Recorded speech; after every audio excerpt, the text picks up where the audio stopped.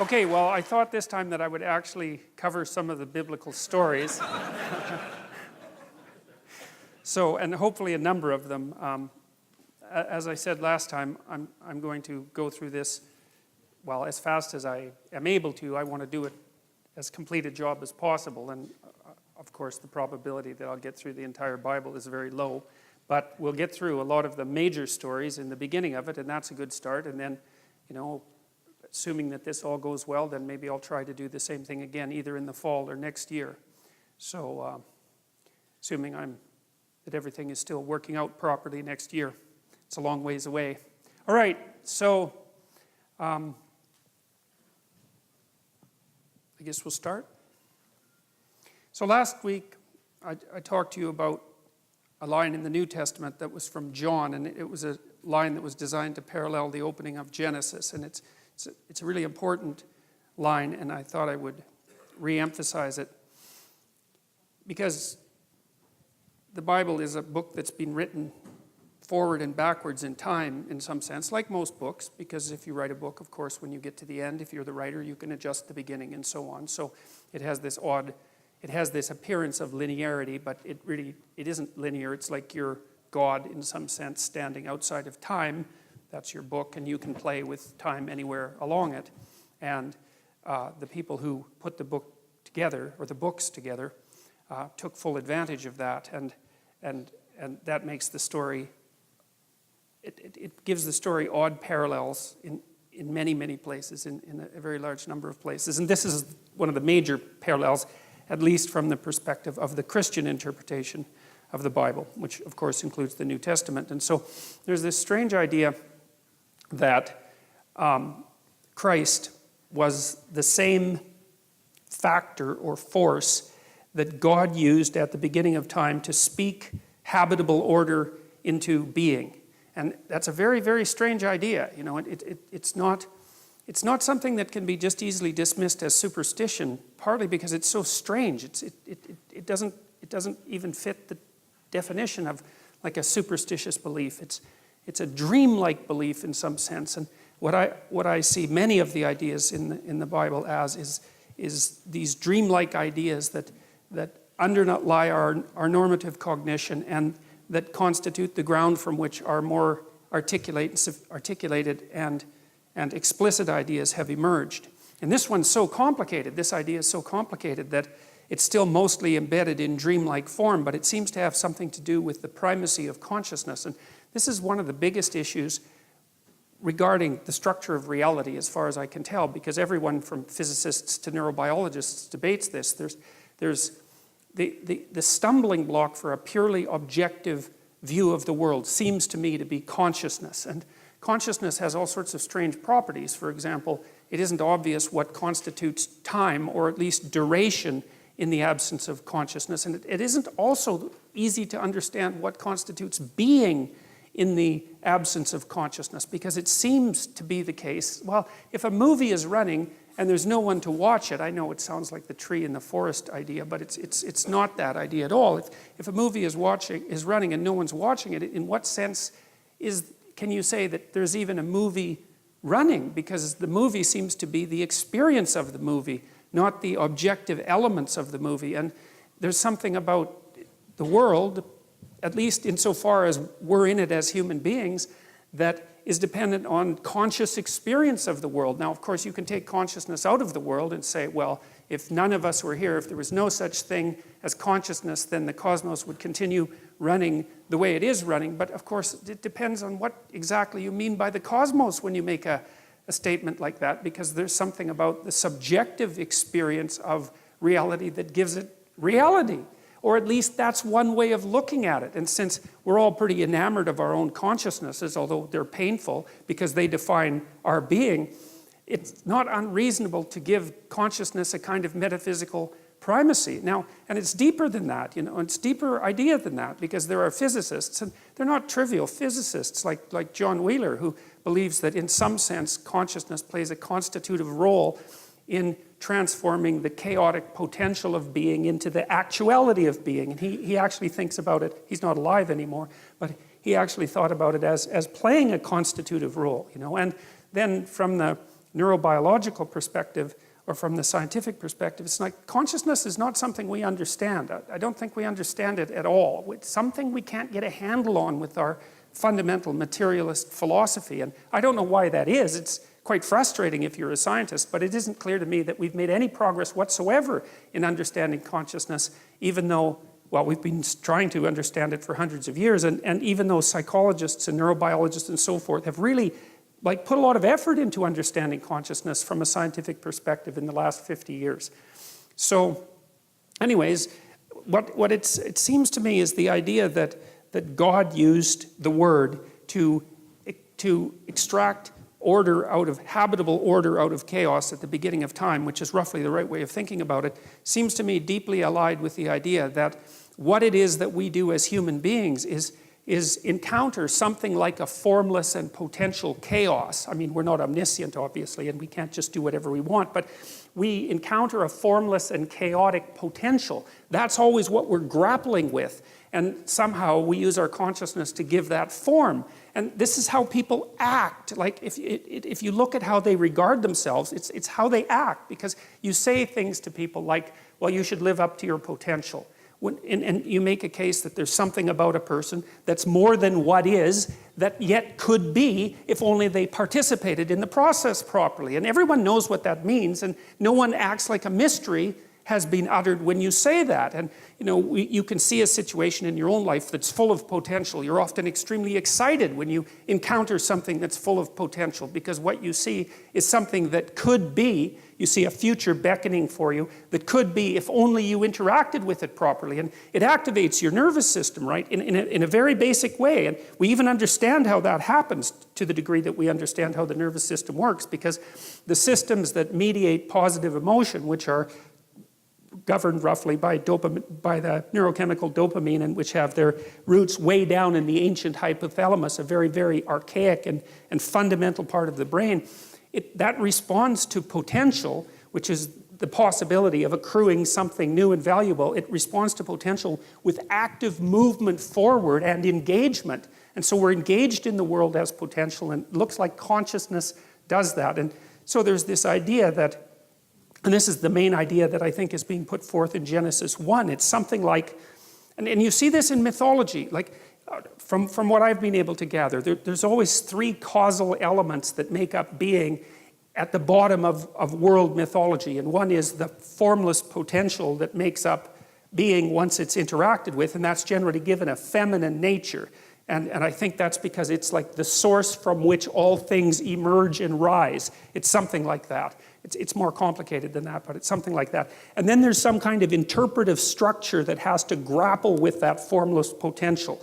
And I think that's the sort of thing that was alluded to by Immanuel Kant when he was criticizing the notion that all of our information comes from sense data, which would be the pure empirical perspective, right? Because when you encounter the world, you encounter it with a cognitive structure that already has shape. And so it's already in you, this structure. And without that a priori structure, you wouldn't be able to take the formless potential and give it structure. And I think that's something, it's akin in some way to the idea of God the Father, and I'll try to develop that idea more. It's the notion that there's something in all of us that transcends all of us, that's deeply structural, that's part of this ancient, well, I would say evolutionary and cultural process that enables us to grapple with the formless potential and bring forth reality, roughly speaking. And then there's the final element, and that element seems to be something like consciousness itself, the consciousness that actually inheres in the individual. So it's not only that you have a structure, it's that the structure has the capacity for action in the world. And it's like, you're the spirit that gives the dead structure life. It's something like that. And as far as I can tell, the Trinitarian notion that characterizes Christianity is something like, well, formless potential, which is never given the status of a deity in Christianity. And then the notion that there's an a priori interpretive structure that's a consequence of our ancient existence as beings. It goes back as far in time as you can go, the notion of a structure. And then the idea of a consciousness that is the tool of that structure and that interacts with the world and gives it and gives it reality. And that's the Word, as far as I can tell. And so the notion is that there's a Father, and that's the structure, and there's a Son that's transcendent, that characterizes consciousness itself, and that it's the Son, the speaking of the Son, that is the active principle that turns chaos into order. And God, it's such a sophisticated idea as far as I'm concerned, because, well, there's something about it that's at least phenomenologically accurate, because you do have an interpretive structure, and you couldn't understand anything without it. Your very body is an interpretive structure, right? It's been crafted over, let's say, 3 billion years of evolution. Without that, you wouldn't be able to perceive anything, and it's taken a lot of death and struggle and tragedy to produce you, the thing that's capable of encountering this immense chaos that surrounds us, and to transform it into habitable order. And then there's the idea too, of course, that's deeply embedded in the first chapters of Genesis, which is a staggering idea, you know, and certainly not one that's likely, that human beings were made in the image of God. Both male and female were made in the image of God. And that's, of course, a very difficult thing to understand, partly because the God that's referred to in those chapters has a kind of polytheistic element, although it's an element that's moving rapidly towards a unified monotheism. But it's not also obvious to me why people would come up with that concept, because I don't really think that when we think about each other, we immediately think God-like. You know, the notion that every single human being, regardless of their peculiarities and strangenesses and sins and crimes and all of that, has something divine in them that needs to be regarded with respect, and that plays an integral role, at least an analogous role, in the creation of habitable order out of chaos. That's a magnificent, remarkable, crazy idea. And yet we developed it, and I do firmly believe that it sits at the base of our legal system. I think it is the cornerstone of our legal system. That's the notion that everyone is equal before God, which is, of course, that's such a strange idea. It's very difficult to understand how anybody could have ever come up with that idea, because the manifold differences between people are so obvious and so evident that you could say the natural way of viewing someone is, or human beings, is in this extremely hierarchical manner, where some people are contemptible and easily brushed off as pointless and pathological and without value whatsoever, and all the power accrues to a certain tiny, you know, aristocratic minority at the top. But if you look at the way that the idea of the individual sovereignty developed, it's clear that it unfolded over thousands and perhaps 10,000s of years before it became something firmly fixed in the imagination that each individual had something of transcendent value about them. And man, I tell you, we dispense with that idea at our serious peril. And so, and if you're going to take that idea seriously, then, which you do because you act it out, because otherwise you wouldn't be law-abiding citizens, right? You act that idea out. It's firmly shared by everyone who acts in a civilized manner. The question is, why in the world do you believe it, assuming that you believe what you act out, which I think is a really good way of fundamentally defining belief. So, all right, so that's the sort of idea, is that there's this God of tradition and structure. That's God the Father, who uses the Son, which is more of an active force, and primarily something that's verbal, which I also think is extremely interesting, because it's associated not with thought precisely, but with speech. And I think the reason for that is that there's something to speech that's more than mere thought. And I think part of the reason for that is that speech is a public utterance. And at least in principle, speech is something that's shaped by the existence of everyone else, at least across time. Because when you speak, your speech is put forward in the world as a causal element, and it's also subject to criticism and cooperation and mutual shaping. And so there's an idea here too that speech is, that the cognitive processes that bring habitable reality out of uninhabitable chaos have this collective and public element, which is part of the reason, by the way, that I'm an advocate of free speech, let's say, above all, because I don't think, although it is the case, for example, in the Canadian Bill of Rights, that every single right has equal value. That's the theory. It's an idiotic theory, because it's absolutely impossible for a large set of rights to have absolutely equal stances. That cannot happen. There's no way that that can ever work. But that is the legal judgment. But I think it's a huge mistake because free speech has this, well, this divine quality, let's say, that you can't escape from because it's the thing that manufactures everything else. You know, and I do think that the dream that you could think of as encapsulated in the stories in Genesis is the dream by which human beings dreamed up the idea that we would now consider consciousness. Because, you know, it took us a long time to figure out the word consciousness. It's not like it's bloody obvious. Who knows how many thousands of years or who knows what struggles we had to undertake to abstract out something like consciousness and how we had to represent that dramatically, say, or symbolically, or in a dreamlike fashion before we could actually formulate the term and localize that to some degree in people. It's very sophisticated. So John makes the case that, well, there's an emanation of God or an element of God, the transcendent consciousness, it's something like that acts directly and in a sort of living way with the underlying potential of the world. And I think that that's phenomenologically accurate, and I do think that that's the way we regard our lives. Because, you know, when you think about it too, we tend to think that what you encounter when you're looking at the world is the material world, but that isn't how you act.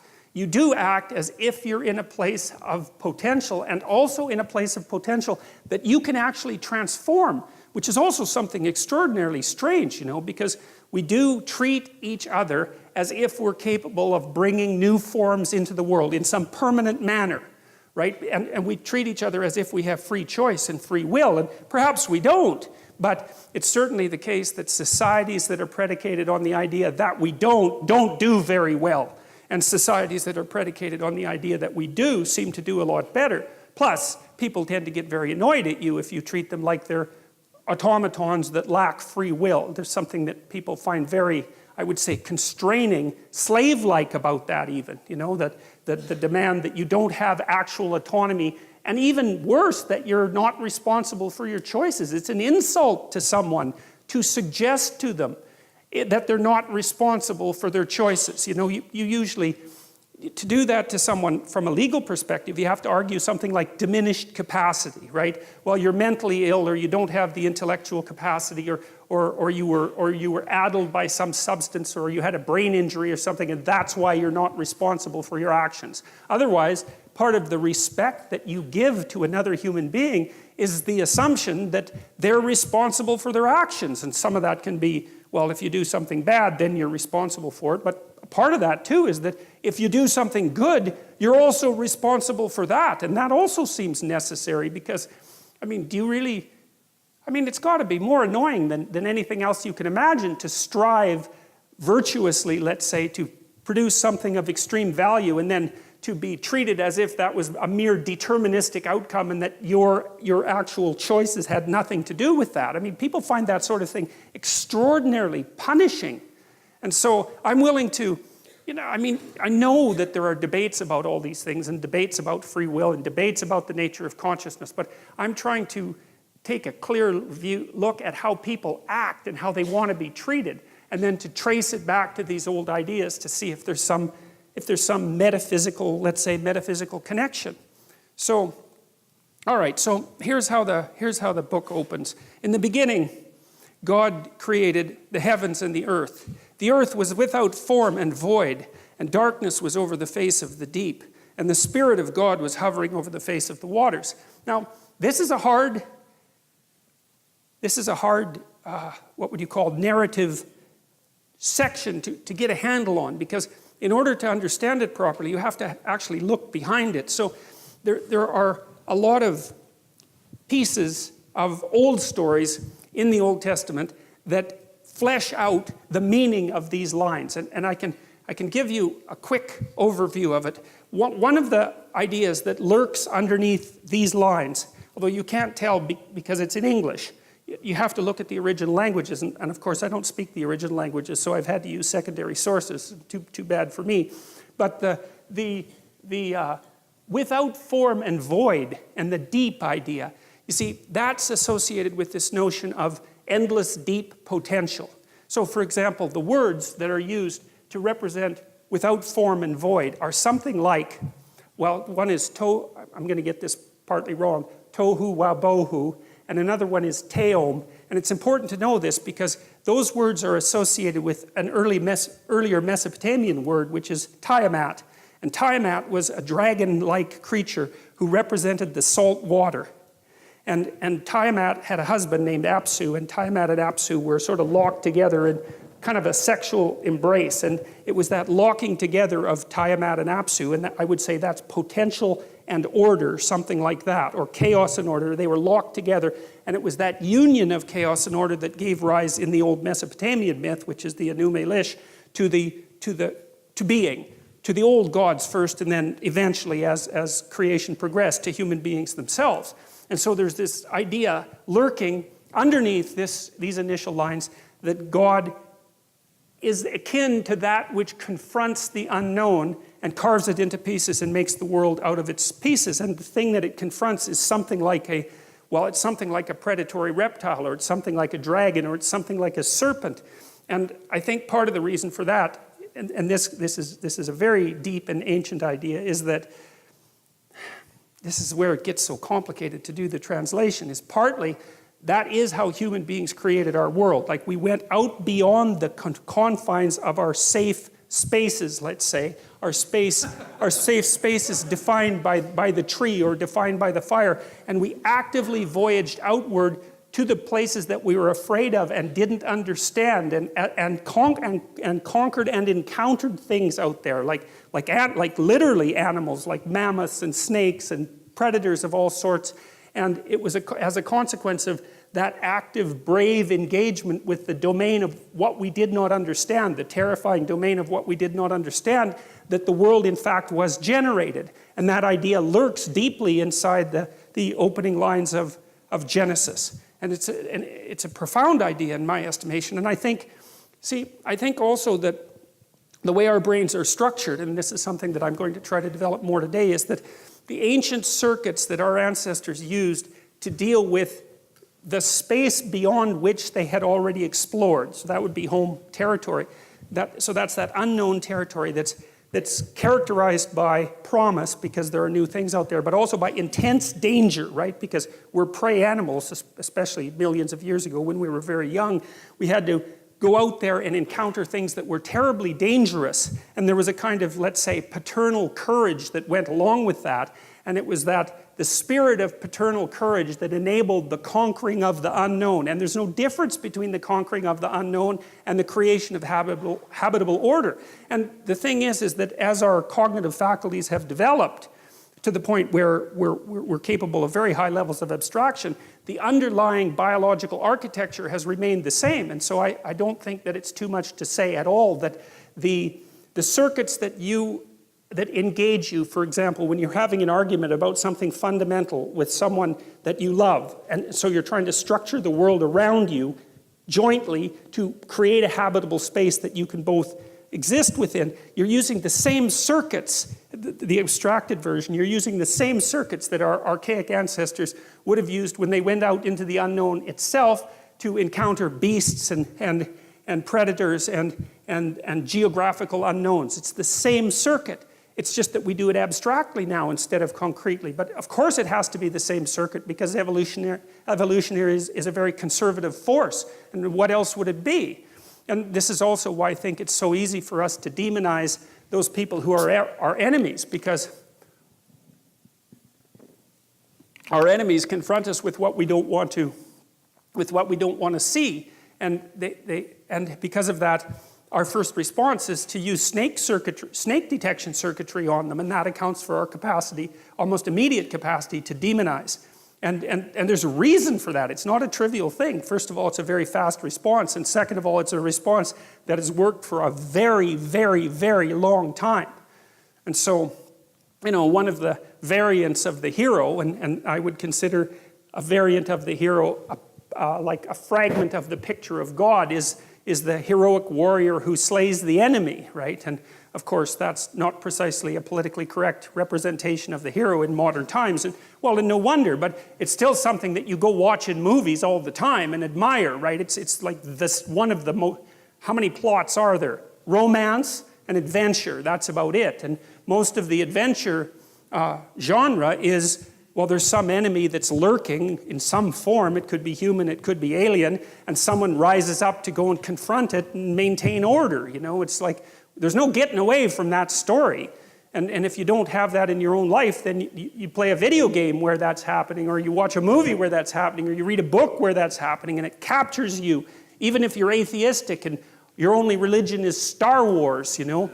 And it's still, well, really, right? It still captures your imagination, and you act like someone who's possessed by religious fervor when you line up for 3 days to be the first one into the theater, you know?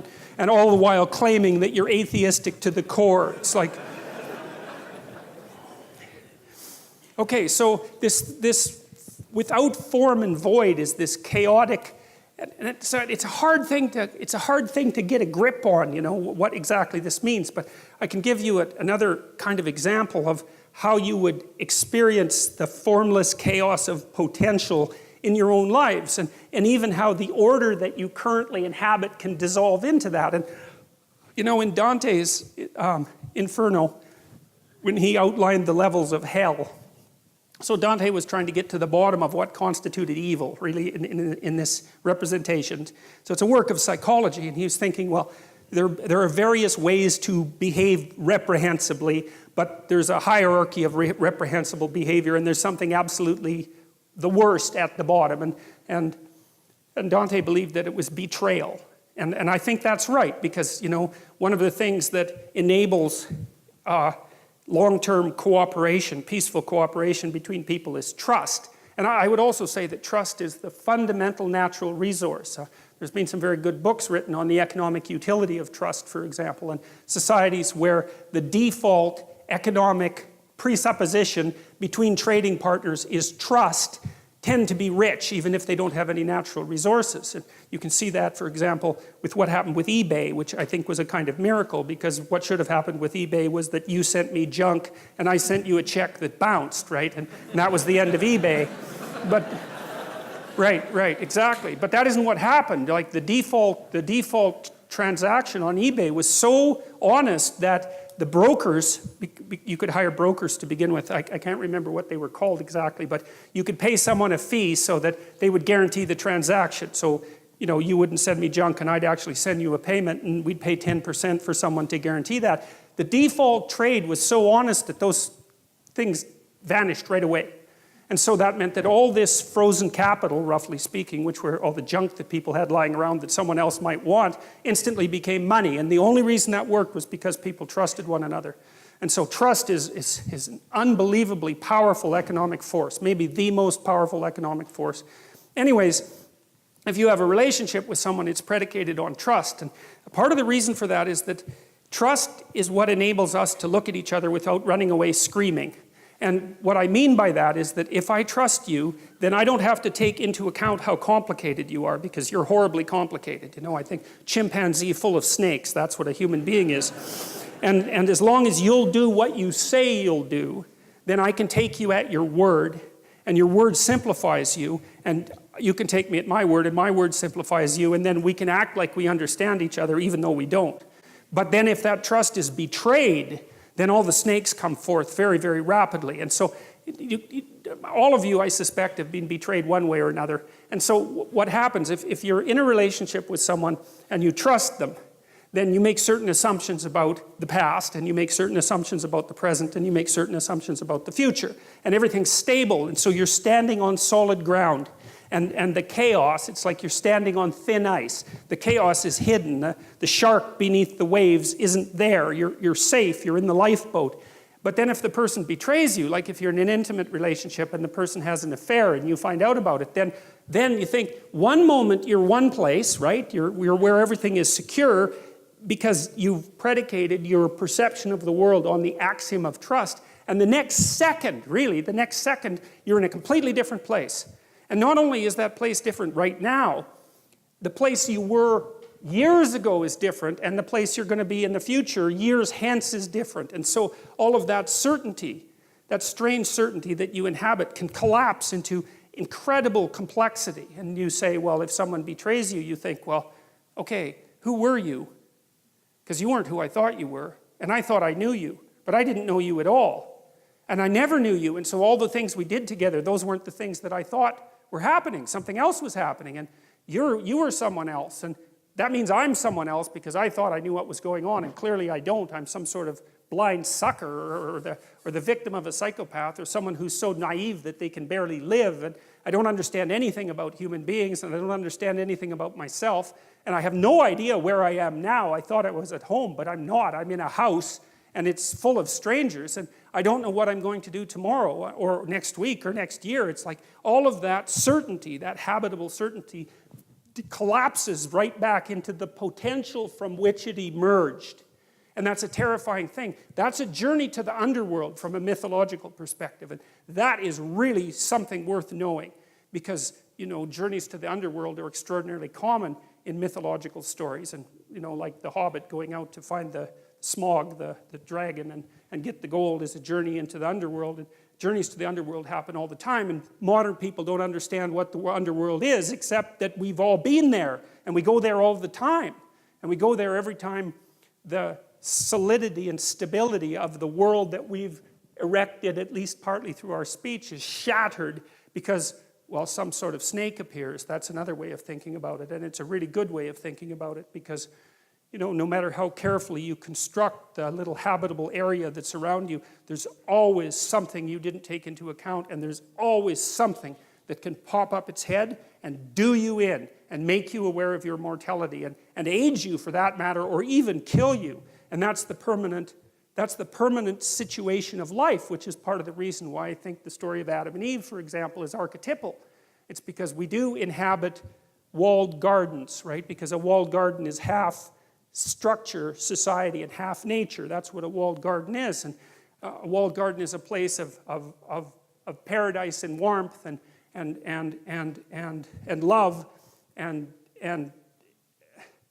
sustenance, but it's also the place where something can pop up at any moment and knock you out of it. And I think part of the reason that story exists at the beginning of this collection of books is because it explains the eternal situation of human beings. We're always in that situation.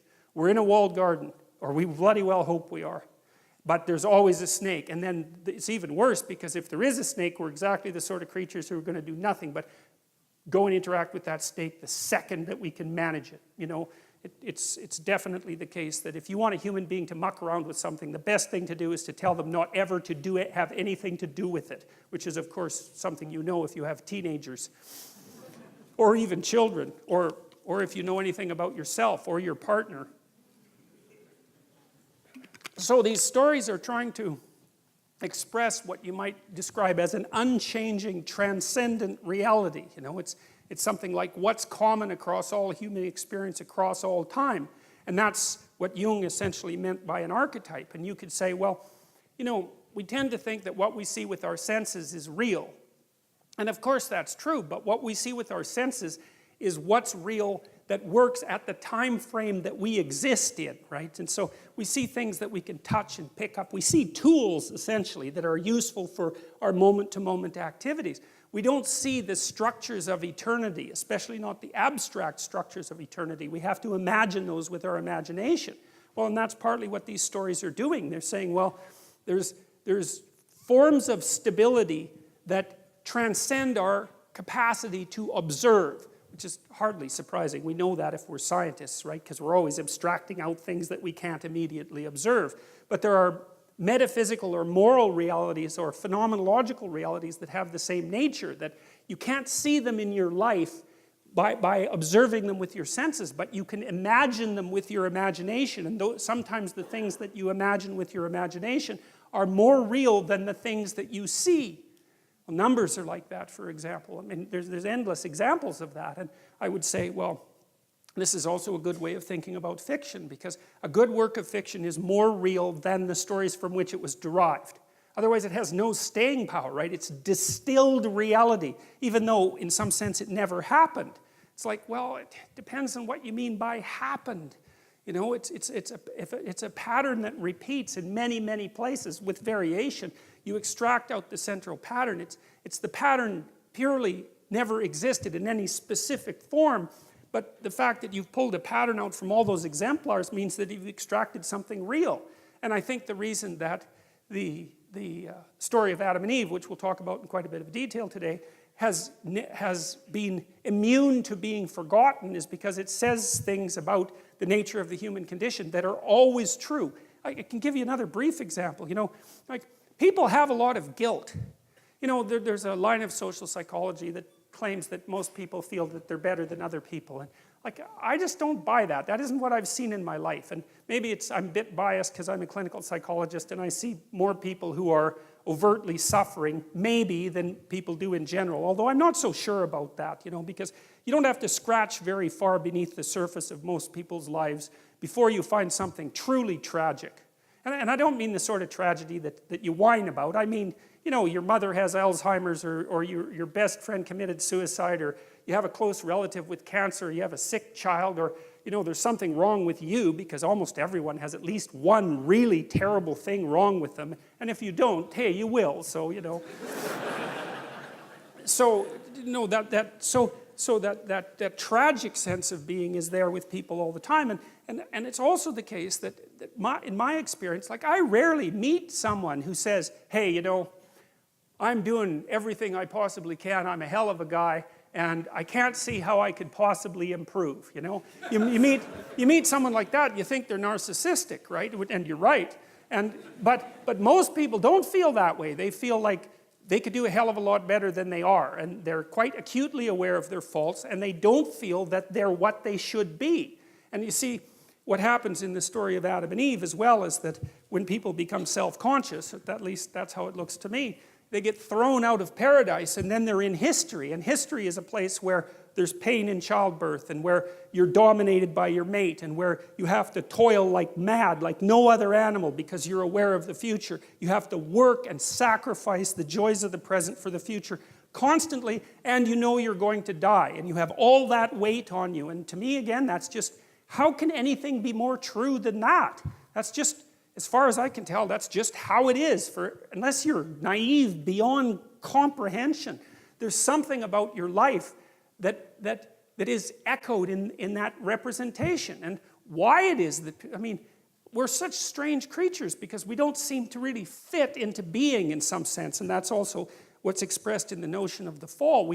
The existentialists said, well, people feel like they have a debt that they have to pay off to existence for the crime of their being, something like that. And maybe it's because we're acutely aware that we have to offer something of value to the people around us so that they can tolerate us, you know, while we're going about our business. But it seems deeper than that. It's that human beings seem to exist in a post-cataclysmic world, and that's exactly also what's represented in Genesis. And it's very interesting because, you know, in the Adam and Eve story, there's two catastrophes, essentially. There's the catastrophe that occurs when Adam and Eve wake up, which we'll talk about in detail, and become self-conscious and know that they're naked. And their eyes are open, right? So that's the terminology that's used. And to have your eyes open means to have an increment in consciousness, essentially, because eyes are associated with consciousness for human beings because we're intensely visual animals. And so the metaphor of having your eyes opened is the same as the metaphor of coming to consciousness. And as soon as Adam and Eve come to consciousness, they realize they're naked. And, you know, the classic interpretation of that is that it has something to do with sexual sin. And I don't believe that. I don't believe that that's what it means, although there are elements about that are relevant. It's more that to realize that you're naked, it's like you know, if you dream that you're naked on a stage in front of people, that's not a sexual dream, man, unless you're some kind of strange exhibitionist, right? It's you want to cover yourself up and get the hell off that stage as fast as possible. And so to be naked in front of a crowd is to have everyone, it's to have the judgment of the social world focused on your self-evident inadequacies. And that makes people self-conscious, and that's a real human state. It's associated with neuroticism in the Big Five trait model. But people don't like that at all. They don't like having their fragility and vulnerability exposed to the group. It's one of the two major fears of people, because one is social humiliation, and the other is something like mortality and death. And like your typical agoraphobic, for example, gets to have both those fears at the same time, because it's usually a she, tends to believe she's going to have a very spectacular and exhibitionistic heart attack in a public place and make a terrible fool of herself while she's dying. So, and then that's a good example of the two archetypal fears that characterize human beings. So to me, and I said that I tried to approach these stories as if I didn't know what they were about, because that seemed right to me, because they're mysteries. Everything about them is mysterious, and why we have them is mysterious, and what the hell you're all doing here is mysterious, you know, listening to this lecture. And reading Jung, because Carl Jung was very, very helpful in this, because he faced these stories with a beginner's mind and presumed there was something to him that he didn't understand, given that they were at the very bloody bottom of our civilization, you know, which is historically perfectly clear, and that they came out of the midst of time. And he wasn't satisfied with the idea, the Freudian idea that God was just the father, or the Marxist idea that religion was the opiate of the masses. It's like, if religion was the opiate of the masses, then communism was the methamphetamine of the masses, I can tell you that. So,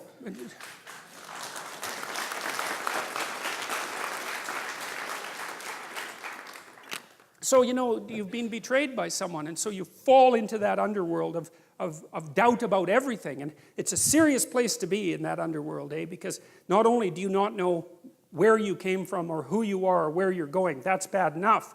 So that's the underworld itself. But there's a subdivision of the underworld, like the worst suburb, which is, I think, what hell is, essentially, from a metaphysical perspective. Because, you know, if someone really cuts you off at the knees, especially if they do it in a malevolent way, and if you're going to be betrayed, and you really want to be betrayed properly, you want to be betrayed by someone who's really out to hurt you. You know, they just weren't being stupid. They were like after you for whatever reason. And then that's also, you plunge into that underworld space, and that's also when you start to nurse feelings of resentment and aggrievement and murder and homicide, and even worse, you know, because if people are betrayed enough, they start to obsess about the utility of being itself, and perhaps go to places that no one would ever want to go if they were in their right mind, and to develop and nurse fantasies of the ultimate revenge. And that's a horrible place to be, and that's hell as far as I can tell. And that's why hell has always been a suburb of the underworld, because if you get plunged into a situation that you don't understand and things are not good for you anymore, it's one step from being completely confused. It's only one step from being completely confused to being completely outraged and resentful, and then it's only one step from there to really looking for revenge. And that can take you places that, well, that merely to imagine properly can be traumatic. And I've seen that happen with people many times. And I think that anybody who uses their imagination on themselves can see how that happens, because I don't imagine there's a single person in the room that hasn't nursed fairly intense fantasies of revenge, at least at one point in their life. And usually, you know, for what appear to be good reasons. It's no picnic to get betrayed, that's for sure, and it can shake your faith in being, but if it shakes it so badly that you turn against being itself, that's certainly no solution, that's for sure. All it does is make everything that's bad even worse. So, okay, now, and God said, let there be light, and there was light, and God saw that the light was good. And God separated the light from the darkness. And so that's another fundamental separation, right? Light and darkness. Those are in some sense two of the fundamental elements of our conscious being, because of course when it's light, we're awake and conscious because we're diurnal animals, and when it's night, well, then we're asleep. And so our existence is bounded by light and darkness. We're up and alert when it's light, and that's partly because we're highly visual animals, right? Unlike most animals, because most animals use smell, we use vision. We're very strange that way.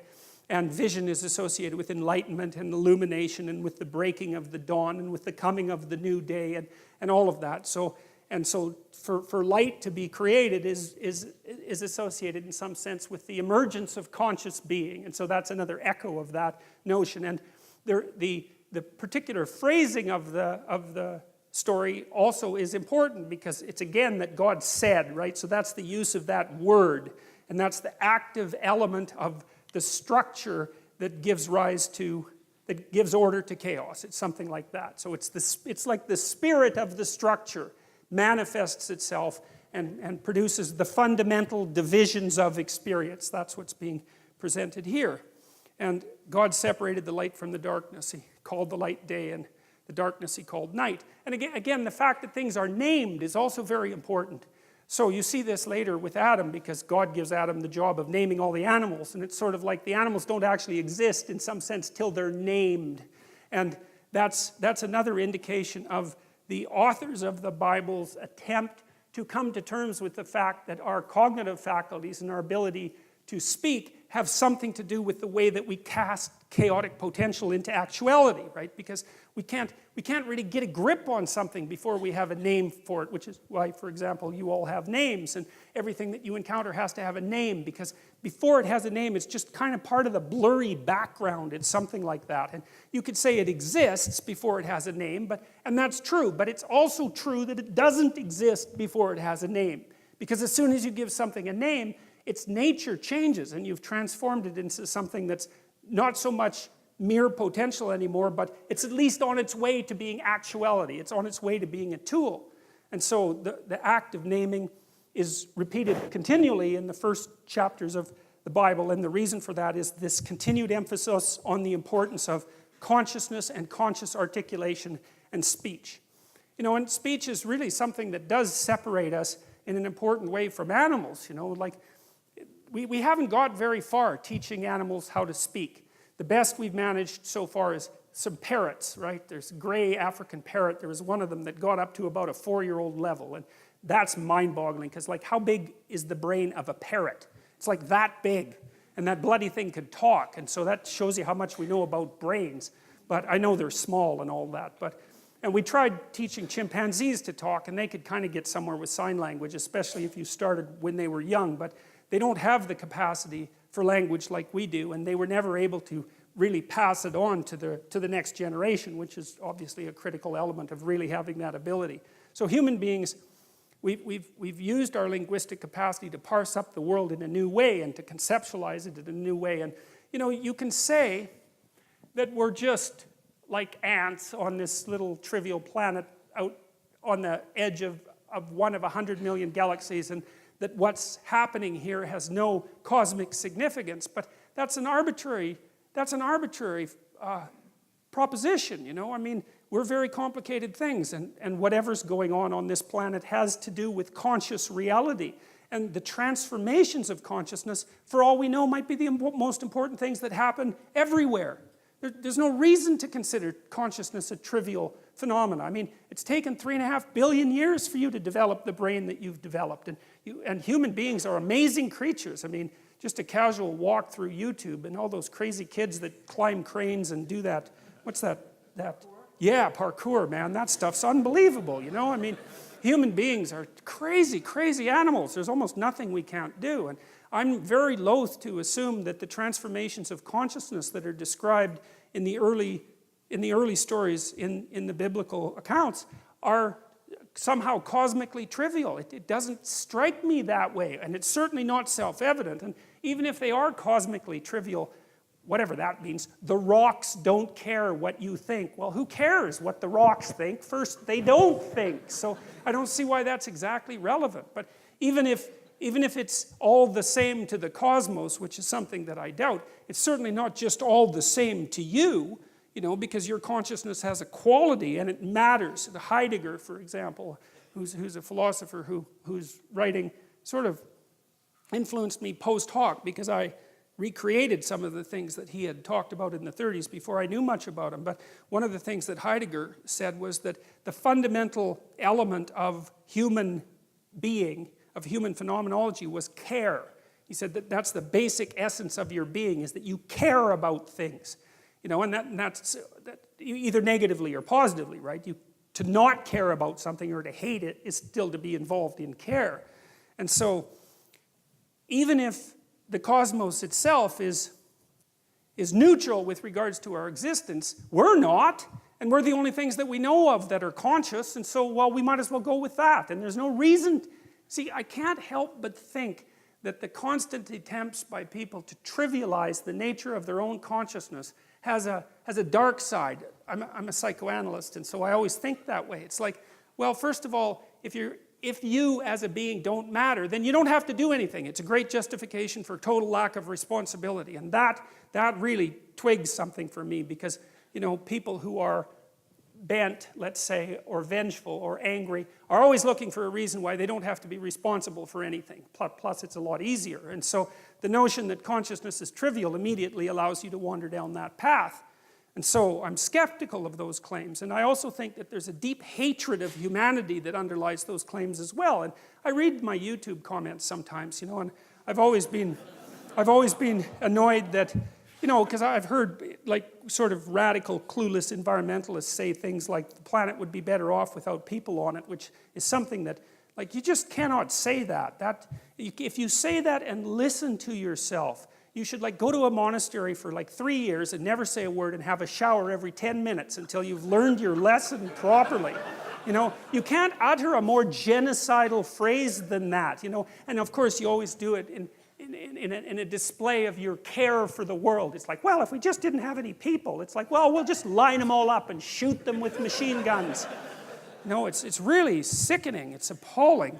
And there's a hatred for humanity that's at the bottom of it. And I mean, you can kind of understand why, because we're messy and, you know, we don't clean up after ourselves and, you know, we're like raping the rainforests and that sort of thing. But I do have some sympathy for people because, you know, we're hell on Mother Nature, but she certainly returns the favor, so. And that's a good thing to remember, you know, a lot of what we're doing is just bloody well trying to exist with a relative minimum of pain. And we're doing our best to get, you know, to get as good at doing that as fast as we can. And that's not an easy thing. There are lots of us, and like life is bloody complicated. And the other thing that happens too is, again, if you scratch just beneath the surface of people, and this is something that's always, you know, to me has been a kind of miracle, is if you talk to someone, they're out doing their job, and maybe they're doing a good job at it, like some emergency room nurse, you know, God, there's a job for you. Or maybe they work in palliative care. You know, and you talk to them and you find out they've got like 4, as I said before, serious problems in their family, and maybe they're diabetic to boot, and yet they haul themselves out of bed in the morning and go take care of dying people. It's like, good God, people deserve a bit of respect for struggling forward and not always trying to make the planet a worse place when they're beset on all sides constantly by, you know, an unending series of tragedy. You'd think we could have a little bit of sympathy for ourselves as a consequence of that. It's like we're not all like rapacious, greedy monsters who are bent on just devouring everything in our path, you know. It's a little bit more complicated than that. So, all right, anyway, so let's go to the next part of this here. All right, so, and God said, let there be an expanse in the midst of the waters, and let it separate the waters from the waters. And God made the expanse and separated the waters that were under the expanse from the waters that were above the expanse. And it was so, and God called the expanse heaven. And there was evening and there was morning the second day. Well, to understand that, because that doesn't make any sense at all, really. So I think I told you a little bit about this before. So the world that's being created in this particular account is a phenomenological world. There's a disk of land, because if you go out in a field and you look around, you're on a disk of land, so that's pretty obvious. And then there's a dome on top of it. It's more or less held up by the mountains. And rain comes down, so there's water above the dome, because where else would the rain come from? And underneath the ground, there's fresh water. You can drill down and find that. And then around that, there's salt water. And so that's the world. And it's kind of an empirical world, because if you're a child and you just go out in a field and you look at the world, that's sort of what it would be like. And so that's the world that's being created. And so one of the things that is worth thinking about, and this is something Carl Jung was very interested in,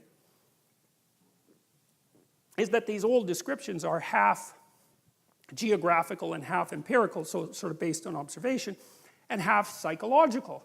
So one of the things Jung was interested in, for example, was astrology, but mostly for a psychological reason, because, you know, there are stars up on the dome, and then when you look at the stars, you can imagine the shapes of the stars, and that helps you orient yourself, because as soon as you can see shapes in the stars, then you can recognize the constellations and you can orient yourself at night. But then the constellations become gods, say, and the gods turn into a drama.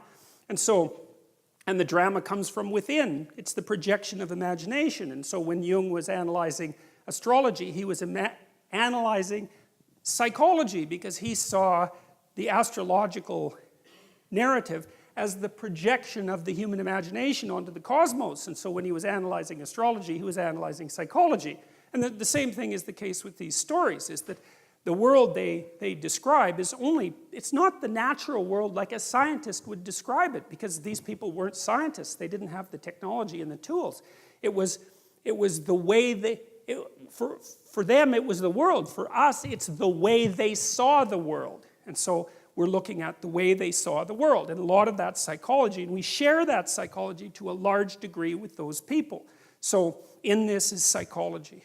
But it's interesting to know what the geographical substrate is so that you can kind of understand the stories. And I like this picture because it's great from a psychological perspective. It's a very famous picture. And so basically what you have here is the world as we know it, and there's the dome with the sun and the moon on it and the stars. And then if you look outside what you know, well then you're out into this cosmic space, right? And those are like the wheels of the planets and the music of the spheres. And that's the ever-present explorer who's gone beyond the domain that he can understand and is peering out into the unknown as such. And it's a psychological picture. It's like, because you do know some things, and then outside of that there are things you don't know. And when you're feeling brave, you put a foot or two out where you don't understand, like, because there's frontier everywhere, right? And if you're feeling heroic and you want to do something for the world and you want to expand what you understand, you poke your head through what you know and you take a look at whatever structure is out there. And he's pretty smart, because most of them is still where it's safe. And I would say that's a good thing, because if you jump right out there, well, then maybe you fall off the edge of the earth. And I wouldn't precisely recommend that, especially if you do it accidentally.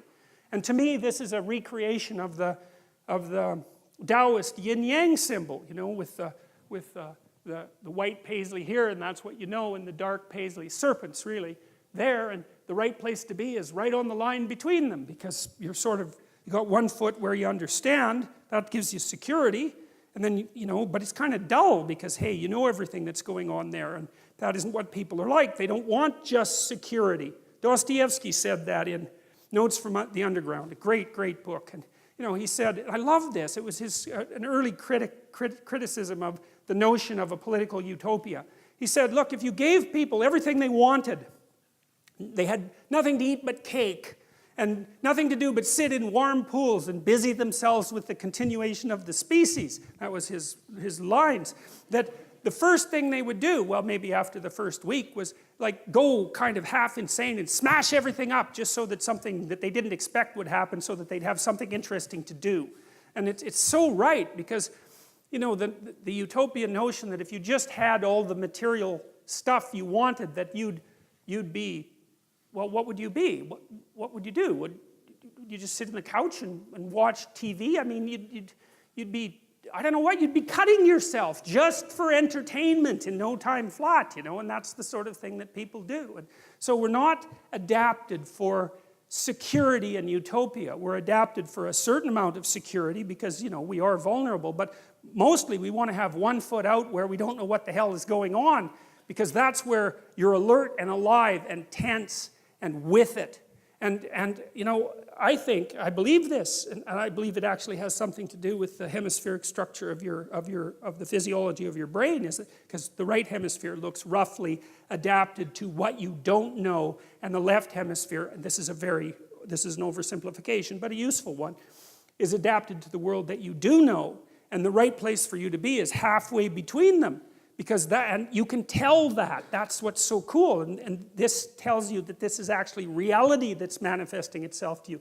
That sense of active engagement you have in the world when things are working well for you, where you should be at the right time. You're alert and on top of things and engaged, and you don't have much of a sense of time, and the sense of the tragedy of life sort of recedes. And that's when you've got one foot where it's secure and one foot out in the unknown, and your brain signals to you that you're in the right place by making what you're doing meaningful. And that sense of meaning is actually a neurophysiological signal that you've got the forces of the cosmos properly balanced in your being at that moment. And that's why it feels so good. And then, well, what else could it possibly be? I mean, our brain is capable of looking beyond our vision. That's what it's for.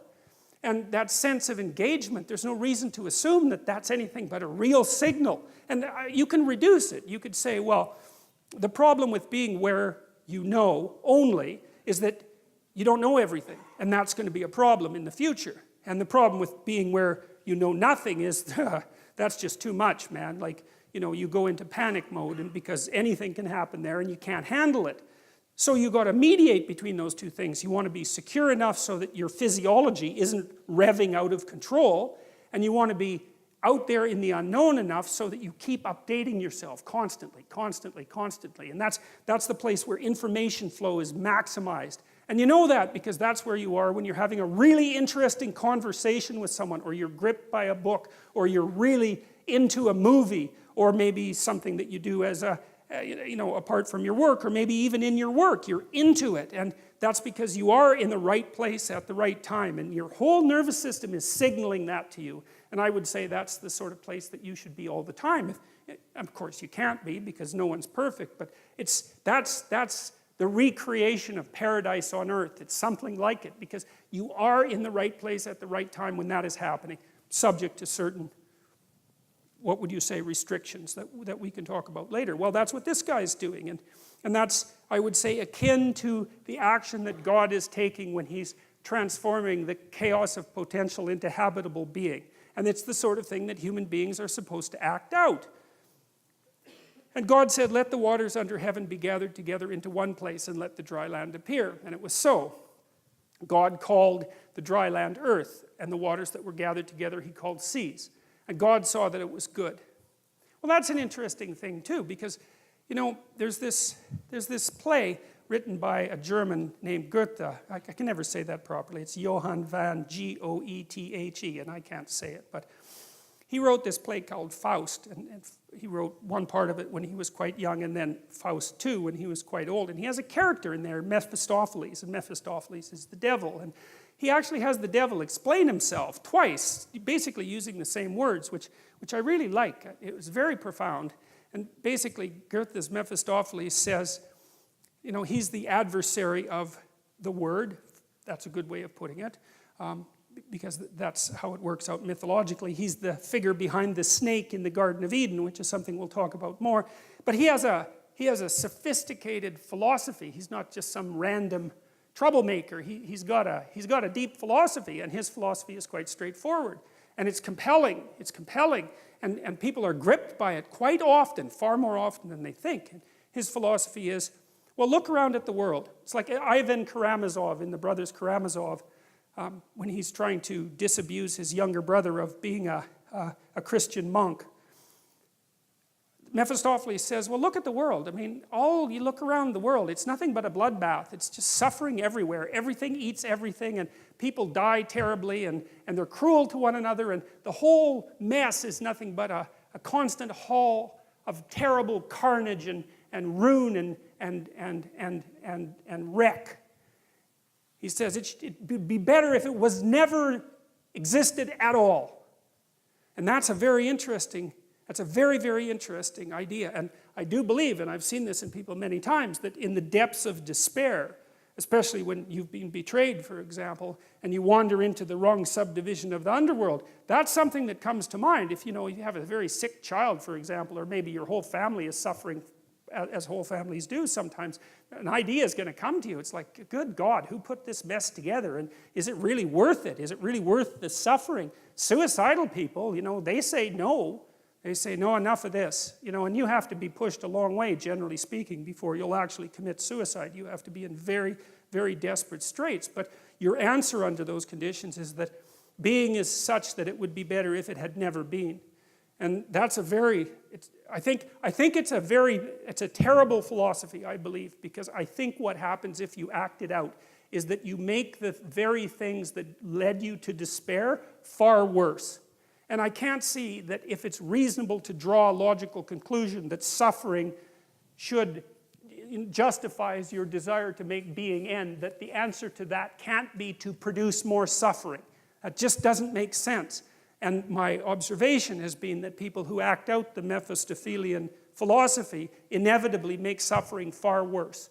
And then that raises the other specter of, well, do they want being just to cease, or are they just out for bloody revenge at any cost? And my conclusion has always been that, is that the mask is, well, being shouldn't exist because it's too terrible, but the true motivation is I'm going to make everyone suffer as much as I possibly can before I say goodbye to this place.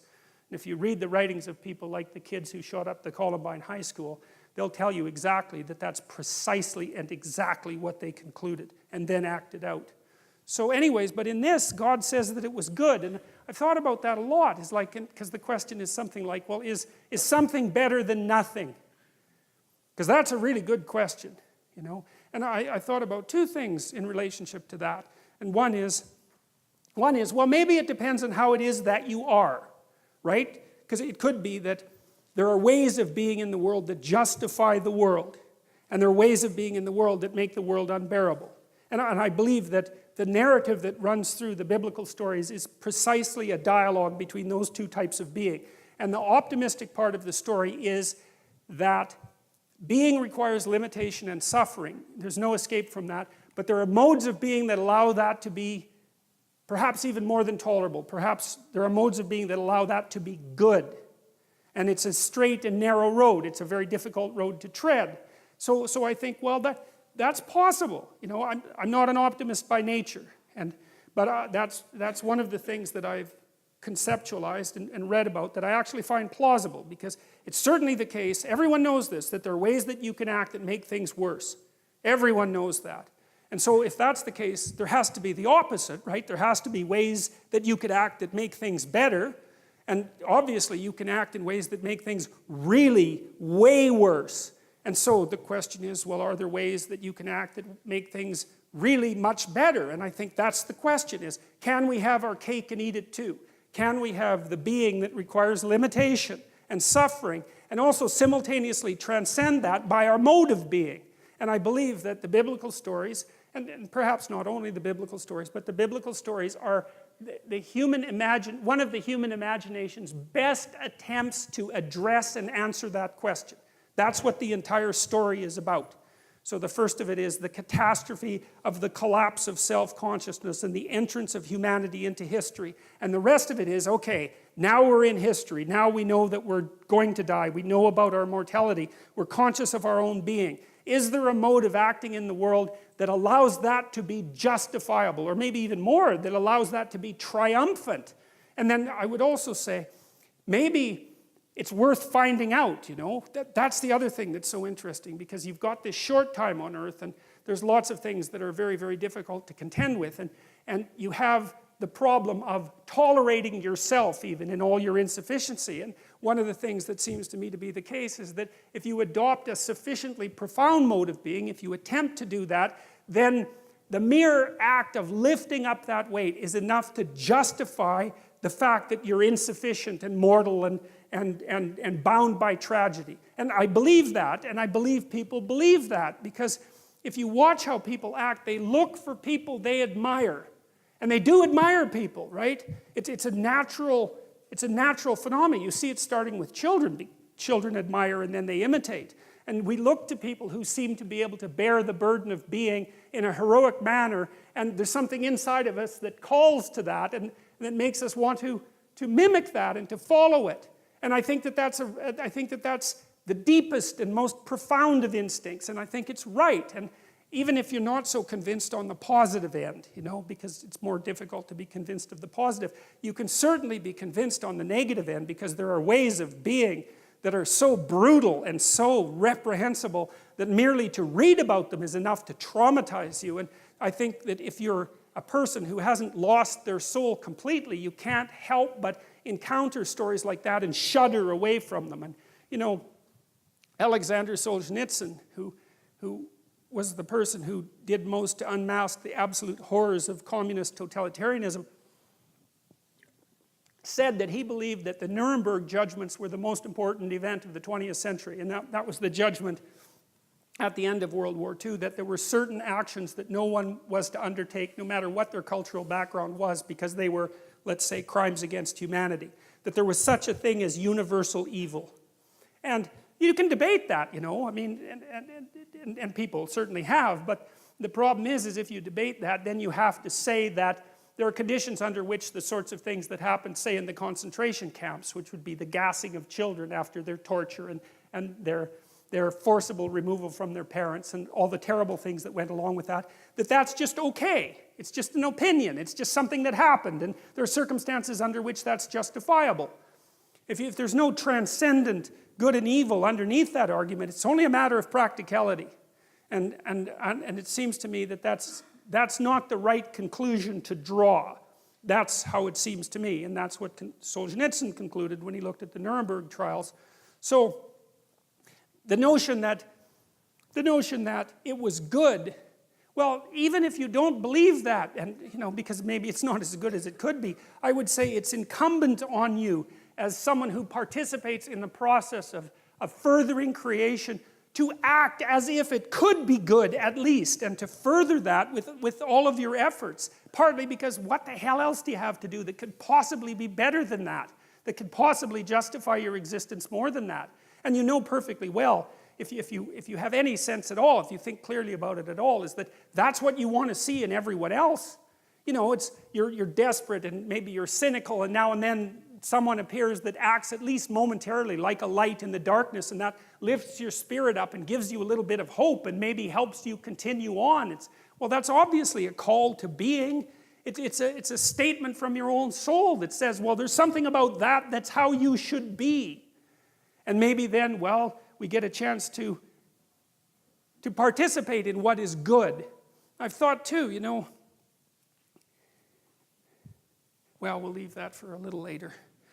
And God said, let the earth sprout vegetation, plants yielding seed and fruit trees bearing fruit, in which is their seed, each according to its kind on the earth. And it was so.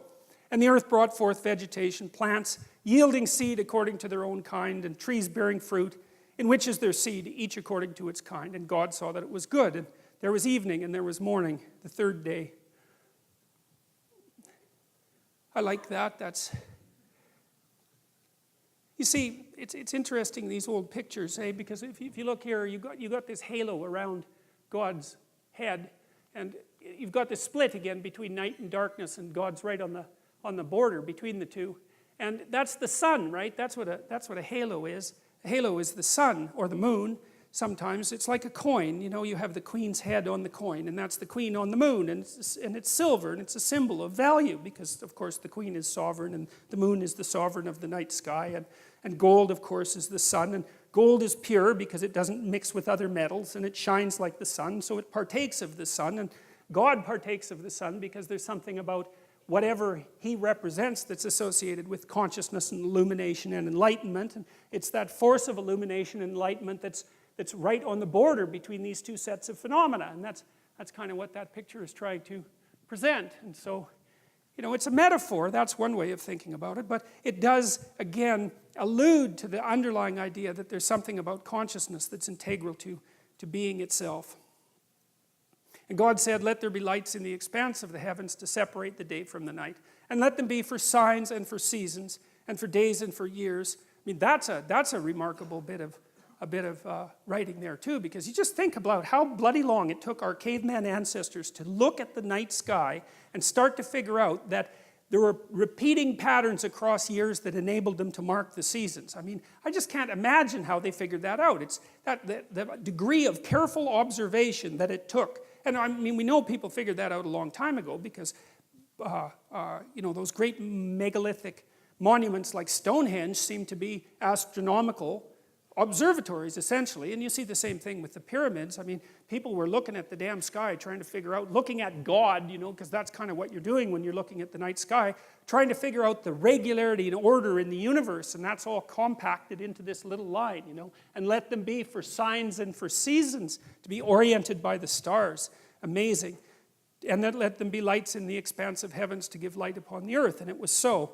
And God made the two great lights, the greater light to rule the day, and the lesser light to rule the night and the stars. And God set them in the expanse of heavens to give light on the earth, to rule over the day and over the night. And so there's an idea of sovereignty there too, right? That there's an analogy between the ruler and the heavenly bodies that light up the that light up the darkness, essentially. And that's a really interesting idea, too, because it took us a long time to come to terms with, as I mentioned last week, to come to terms with the idea of sovereignty itself and to decide what constituted valid power. And it's not power. It's not power. It's authority and competence and not power. It's not dominance either. It's more sophisticated than that, because the people that you want to rule aren't people who have power, because power just means I can hurt you and you can't hurt me back. That's not what you need from a ruler, even though it devolves into that from time to time. What you want is the kind of wisdom that illuminates the darkness, and to associate the sovereign with the heavenly kings of the light is a perfectly reasonable thing to do from a metaphoric perspective. And that's an ancient, ancient idea, you know, and another example of how we're grounded in a dream. And God set them in the expanse of heavens to give light on the earth, to rule over the day and the night, and to separate the light from the darkness. And God saw that it was good. Another emphasis on the fact that it was better that there was something than nothing. And, you know, maybe you could consider that the declaration of the cosmos is something like, well, it's better that there's something than nothing. And, well, how do you know that? And I guess the answer to that is that there's something instead of nothing. And I know that that's not proof, but it's still a remarkable fact that it happens to be the case, and no one does know why that is. And so maybe we should go along with it and see what we can do with it, you know, and see how we could make it better, because we certainly could if we were really committed to it, and we shook our resentment and our anger and our hatred. And I know there's reason for all of that, because people do suffer terribly, but, you know, God only knows what being could be like if we all contributed to it to the best of our ability. God only knows what we could conquer, and what sort of magnificent cities we could produce, and what things we could eradicate from the suffering of the world.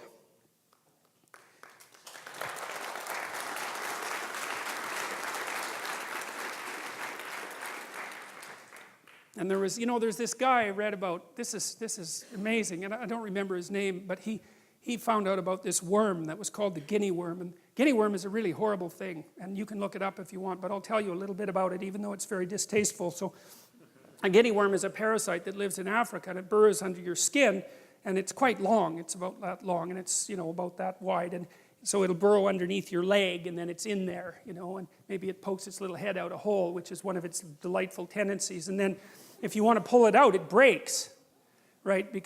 Obviously, because otherwise you'd just pull it out and it would be dead. And so it doesn't like that, so it just breaks off. And many, many people had this horrible disease, you know, and well, you can't imagine what that would be like, because you're part of the 1% and you live in North America, and thank God for that. But, you know, just a little imagine, you don't even want to think about it, let alone have it. And he went to Africa and wiped the damn thing out. It's like, well, great, you know, it seems to me the planet's a lot better off without any guinea worms on it. Even though that's like guinea worm genocide talk, I'm still, you know, pretty happy about it. And so that was one guy who thought, well, we don't need these things. And yeah, well, fair enough, you know, and yeah, well, so good for him. Like, you know, I mean, he can die thinking that the world's a better place than it was when he first popped out, and so good for that. I think that's a good aim, you know, I think, is to think that when you're on your deathbed, and you can look back and think, well, there's a little less suffering in the world from here on out than there would be if I had never existed. And that's a lot better than the opposite, because it's certainly possible, say, if you're Stalin, to ensure that there's a hell of a lot more suffering in the world than there would have been if you hadn't lived. And we perfectly well know that people can manage that, and that many, many people try to do nothing but manage precisely that. So, and it's hard for me not to think about that as some sort of metaphysical evil, and I think it's the right way to look at it. And there was evening and there was morning, the fourth day. So you have the sun here, and then the moon here, as far as I can tell. Yeah. Yeah. Actually, I think this is the moon over here, but so, yeah, and that's part of the Sistine Chapel, which is, you know, an absolutely remarkable. No, part of the reason too, and part of the reason I'm teaching about these biblical stories is because, you know, I'm thinking, because the humanities have been decimated so badly, and And again, I think that has mostly to do with resentment and hatred more than anything else. But I don't really think that you can get a grip on the humanities and what they have to offer without knowing the biblical stories, because they're the dream out of which the humanities emerge. And so unless you have that background knowledge, that dream, then there's all sorts of things that are utterly profound that don't open themselves up to you. And Dante's Inferno would be one of those, and Milton's Paradise Lost, which is an absolutely amazing piece of work. I mean, Milton wrote it because he wanted to justify the ways of God to man. You know, what an ambition that is. And I mean, he was serious about that. He took the problem seriously. It's like, it's the Mephistophelian problem, is that, well, this is a rough business that we're involved in, and, you know, maybe we should just give it up. And I think the whole world, I think, was deciding that in the 1980s when we were deciding whether we were going to engage in the ultimate nuclear catastrophe, you know, and we were very, very close to that a number of times. And I think it was a collective decision in some sense on the part of humanity that we might as well keep the whole awful game going rather than just demolish it. But you know, Milton, he wrote Paradise Lost it's a dream, again, it's a dream, and trying to explain the nature of being and the nature of evil, and you can't crack the damn thing without knowing the underlying stories, and that's really too bad because it's utterly profound. And the reason you need profound things, as far as I can tell, you need profound knowledge, is because life is actually a profound problem for everyone. I mean, you can shelter back and live a very conservative existence, and look, like, more power to you. I understand why you would do that, but it doesn't stop you from having to face the ultimate questions of life. Right? They're right there in everyone's face, and at least at some point in your life. And it would be better if you could, I think, if you could confront them full on and to deal with them properly and to be a beacon of strength as a consequence of that. And I think that wisdom, that's what the humanities are supposed to teach, is wisdom. And wisdom is what enables you to deal honorably with the tragedy of life. And I think I can't see how you could think that that was a bad idea, because there are going to be times when you're in an emergency room and, you know, prone to panic and to cry and to break down and to collapse and to be of no use to anyone around you. And that's not the right way to be. It's the right way to be in a situation like that is to be strong and reliable. And I don't think you can do that without being wise. And you can't be wise without putting yourself together and without knowing something about where you came from and what you're like. And that's history and the humanities. And so this isn't optional. It's more necessary. Man does not live by bread alone, and that's exactly the issue here. So you see these magnificent works, you know. I mean, it's not like Michelangelo thought of this literally, you know. He was a genius, for God's sake, and he's trying to get at something, and he's trying to get at the profundity of human culture. I suppose that's why you have this patriarchal figure here, and the cosmic role that consciousness and tradition plays in being itself. And it's ennobling. And you know, you think people, religious or not, people, hundreds of millions of people come from all over the world to Rome and go through this little tiny chapel to look at this. There's something in it that everyone needs to see. You know, it's not just beauty, it's more than beauty. It's that which feeds the soul. And everyone feels that, even if they can't explain it. So, and God said, let the waters swarm with swarms of living creatures, and let birds fly above the earth across the expanse of the heavens.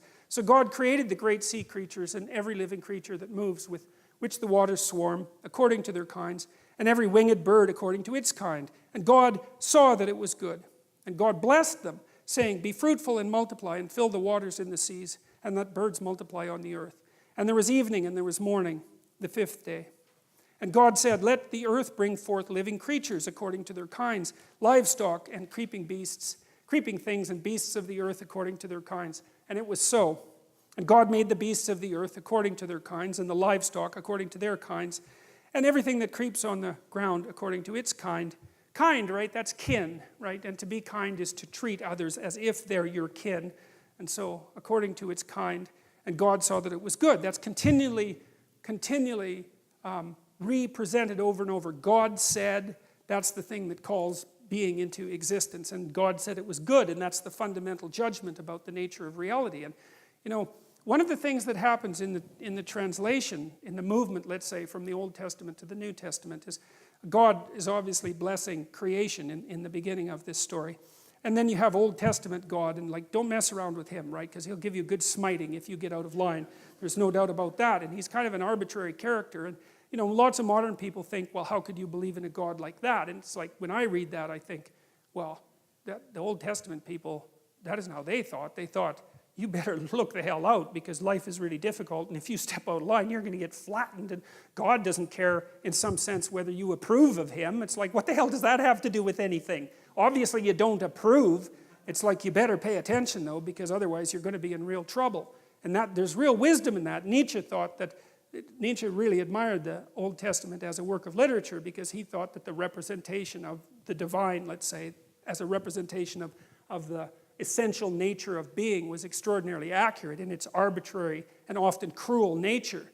You know, it wasn't following a morality that human beings could really understand as moral, but he thought that was very realistic, and I like that interpretation. But what happens in the New Testament is quite interesting because there's an insistence all of a sudden in the New Testament that you're supposed to act towards God as if he's nothing but good. And that's such a strange thing because you look at the world and you think, yeah, really? Just good, eh? Well, the cancer and the earthquakes is kind of hard to fit into that picture. And, you know, the terrible things that happen to children and all of that is very difficult to square with the notion of a good God, obviously. But then the underlying idea is that if you act in that manner, it makes it more likely to be true.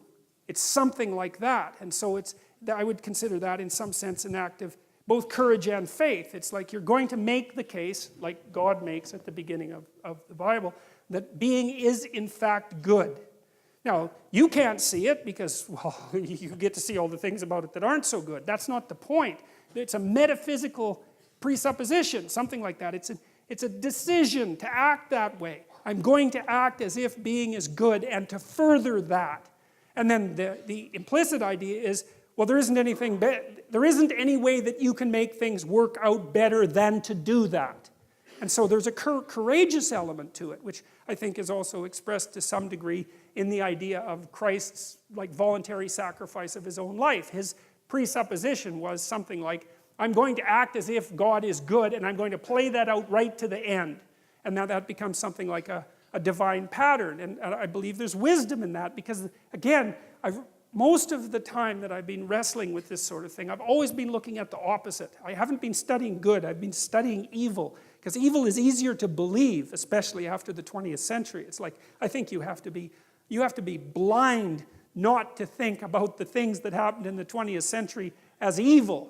And some of the things that happened were so brutal, it's just absolutely unimaginable. And, well, unless you imagine it. And it's right there, it's part of the historical record. And then I think, well, if there's something that's that terrible, it indicates as clearly as anything can that there's also something that's its opposite, and that's whatever it is that's the farthest away possible from that outcome. Now, that doesn't mean we can exactly say what it is, because it's easier to grip, in some sense, what it means to torture and break and hurt, and not to be able to conceptualize so clearly how you would have to act if you were acting in the exact opposite manner. But at least it implies that it exists, and I see that pattern being laid out in this dreamlike manner in the New Testament, and it has something to do with, well, it has something to do, and this is for sure, with the voluntary acceptance of mortality. Because, of course, that's the poisoned apple, right? The fact that everybody looks forward into the future to know that you're finite, and so is everything that you love. And it's very difficult for that not to poison your existence. And, well, there's no getting out of it, as far as we can tell, but there might be something like switching your attitude to it, and you could say, well, that's the price you pay for being. And the heroic thing to do is to accept that, and not even to accept it grudgingly. To say, all right, I'm going to go along with that, I'm going to accept that, and I'm going to act nonetheless as if being is good, and then I'm going to see how things turn out. It's something like that. And God saw that it was good. And so it's an act of courage, right? There's an act of courage that's associated with that transformation of attitude. And even with regards to the notion that the world is good, it's a courageous attitude, especially given that there's so much evidence that makes that conclusion difficult to continually draw. But the alternative seems to me to be far worse. So there's God again with the sun behind him, because he's associated with the solar consciousness, and he's creating all these strange, wonderful creatures, and you know, it's a, and people say, well, you know, the idea of God as an old man in the sky, let's say, that's primitive. It's much more better to think about it as a, much more better? Jesus. Anyways, it's more sophisticated to think of the divine essence as a disembodied spirit or something like that. But that's not so obvious either, because as I already pointed out, there isn't anything that's more complicated than a human being. And so the idea that the divine is something that's at least as complicated as a human being strikes me as something that's actually quite reasonable. And I know it's a metaphor, although I don't know to what degree it is a metaphor, and it's also something that's embodied. And that's also a very interesting notion, because it's become increasingly obvious as we've tried to do such things as produce artificial intelligence, that it's very difficult to produce an intelligence or perhaps a consciousness that isn't embodied in some manner. It can't be just a spirit without form. And I think that's part of the reason too why Christianity puts so much emphasis at the end of time on the resurrection of the body, because there's a drive in there to ennoble the idea of the body, not just the spirit, the consciousness that floats abstractly above the body, but to say that, no, you can't do that. You can't just shed that part of you that's heavy and material, so to speak, and leave it behind as if it's of no value. You have to ennoble that as well. And that idea is also linked to the representation of God as a human being, and as a wise human being, and as something that's embodied. And so, at least from the metaphorical perspective, I don't think it's reasonable just to brush your hands across it and say, well, that's primitive. Because I don't think it is. I don't think it's primitive at all. And then God said, let us make man in our image, after our likeness. And it's our because, well, this is part of the priestly story. There's, as I said, a number of sources for the Old Testament. And in the priestly version, if I remember correctly, it's Elohim. That may be wrong. It doesn't matter, but precisely it doesn't matter, because the notion is that the God who's in the background of this story has a kind of plurality of being, right? And it looks like the idea of monotheism arose with great difficulty across time, because there are lots of powers. And the idea that there's a power of powers was something that it wasn't easy for people to figure out, and because what's constant across sources of power? Well, some kind of meta power, but it's hard to figure out what that is, and that's what's being represented by the movement, as far as I can tell, from polytheism to monotheism. It's the observation that there are powers that determine the destiny of people, at least in part, that you're subject to. And then the idea that there's something common across all those powers that you can represent, partly, say, with the idea of the sun rising in the morning and fighting its way out of the darkness at night, and that's associated with consciousness and sovereignty. There's see, one of the things that bothers me about simple-minded atheism, and I would say the simple-minded atheism is of the sort that regards these stories as nothing but simple superstitions, is that it's very, very poorly informed.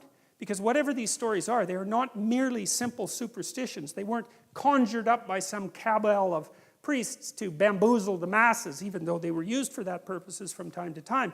It's much, much more complicated than that.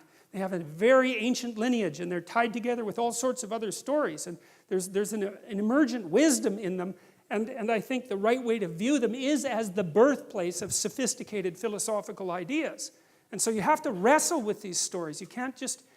And I said already that I'm going to be as rational as I possibly can in my discussion of these stories, and not refer to anything metaphysical except when that's absolutely necessary, even though I don't want to eliminate the possibility of a metaphysical reality, because I think that's premature. But you have to take the stories seriously if you're going to approach the problem properly. You can't just casually dismiss them. It's not appropriate. And so let us make man in our image. That's a very interesting idea. And like I said, it's not easy to understand how it was that human beings came up with the idea that us lowly creatures were... So with the Mesopotamians, for example, and the Greeks were like this too. Human beings weren't godlike. They were the playthings of the gods, right? They were just... The gods just tortured us for their amusement, love and hatred and anger and all those powerful forces. We were just playthings to the gods. There wasn't anything particularly divine about us. The notion that in some sense we partake of the divine is That's a staggering idea, and you don't want to underestimate the difficulty that there was in abstracting that, or the utility of that idea for our current mode of being. Let them have dominion over the fish of the sea, and over the birds of the heavens, and over the livestock, and all the earth, and over every creeping thing that creeps on the earth. So God created man in his own image. In the image of God, he created him. Male and female, he created them. That's interesting because there is more than one creation story in Genesis, and in this story, males and females are basically created at the same time. Later, Eve is extracted out of Adam, and we'll talk about that, but not here. It's the two sexes are generated simultaneously, and they both carry within them the divine stamp, which is very egalitarian and very appropriate, and I think unbelievably advanced. That's what it looks like to me. And God blessed them. Well, that's a good thing. And God said to them, be fruitful and multiply and fill the earth and subdue it and have dominion over the fish of the sea and over the birds of the heavens and over every living thing that moves on the earth. And there's God creating Adam and Eve, and they're looking pretty happy about the whole thing. And that's Michelangelo's famous Sistine Chapel representation. And there's some cool things about this. I mean, you got to wonder, this is an aside, and I don't know if it's a credible aside, but it's an interesting aside, so that's a form of credible. What the hell is God doing in this thing? You know, I mean, what is this exactly? And so there's been some interesting answers to that, and this is one of them. So there was a group of scientists about 20 years ago that were remarked on the precise analogy between this structure and the brain bisected down the middle. And of course, Michelangelo was one of the first people who did detailed dissections, and so they felt that Michelangelo had put God inside the brain for some reason. And that seems to me to be associated with the notion that there's an analogy or a metaphorical identity between the notion of whatever God is and the structures that give rise to consciousness. And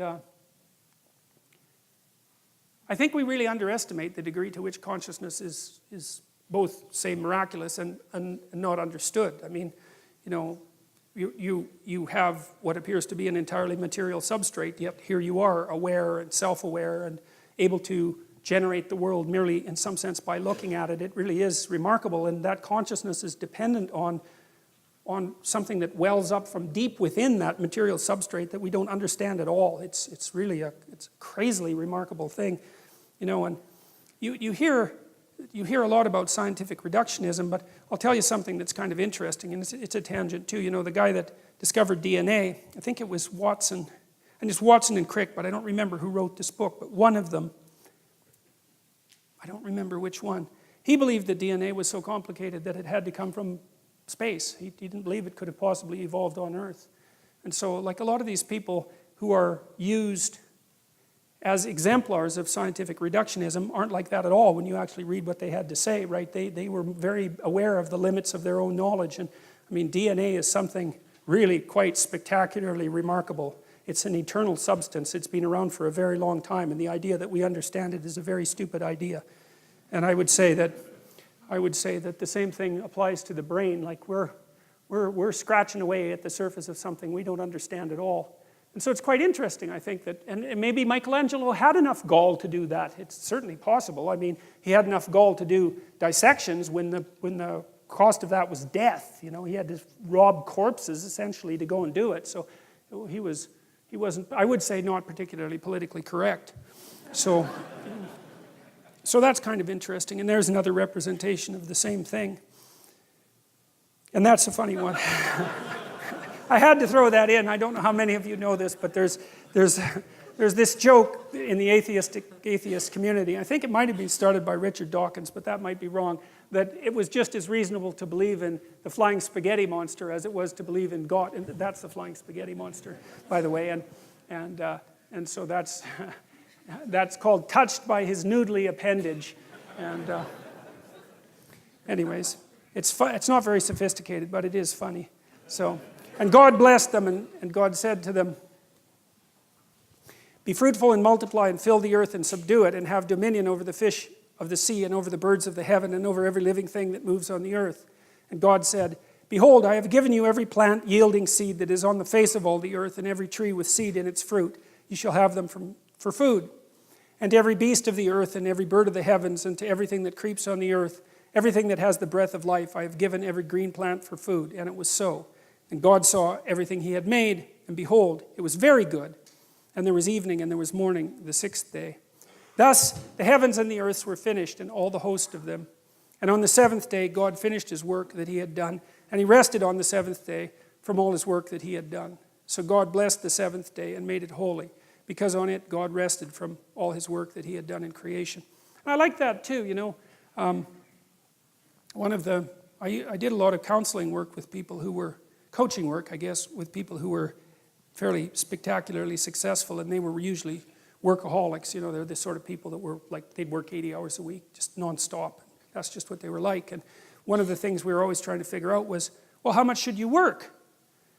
Because one answer is you just work till you die, right? I mean, you just exhaust yourself. And, well, that's not a good idea. And then you have to figure out why that isn't a good idea. It's got to be something like this, is that you don't want to do so much work that the amount of work you do interferes with the amount of work that you could still do, right?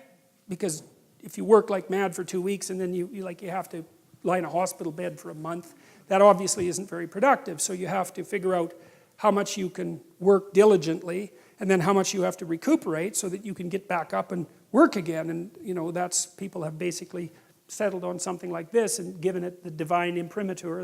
That's one way of thinking about it, which is, well, you can toil away for 6 days, and no wonder, because you have to work, but you should rest at least 1 day out of 7, because otherwise, well, you don't appreciate life. That might be part of it. And plus, I think it's more a matter of iterability. You know, because one of the things that defines morality is the capacity to repeat something, right? So if something is properly structured in a moral manner, then you can do it over and over and over again without any degeneration.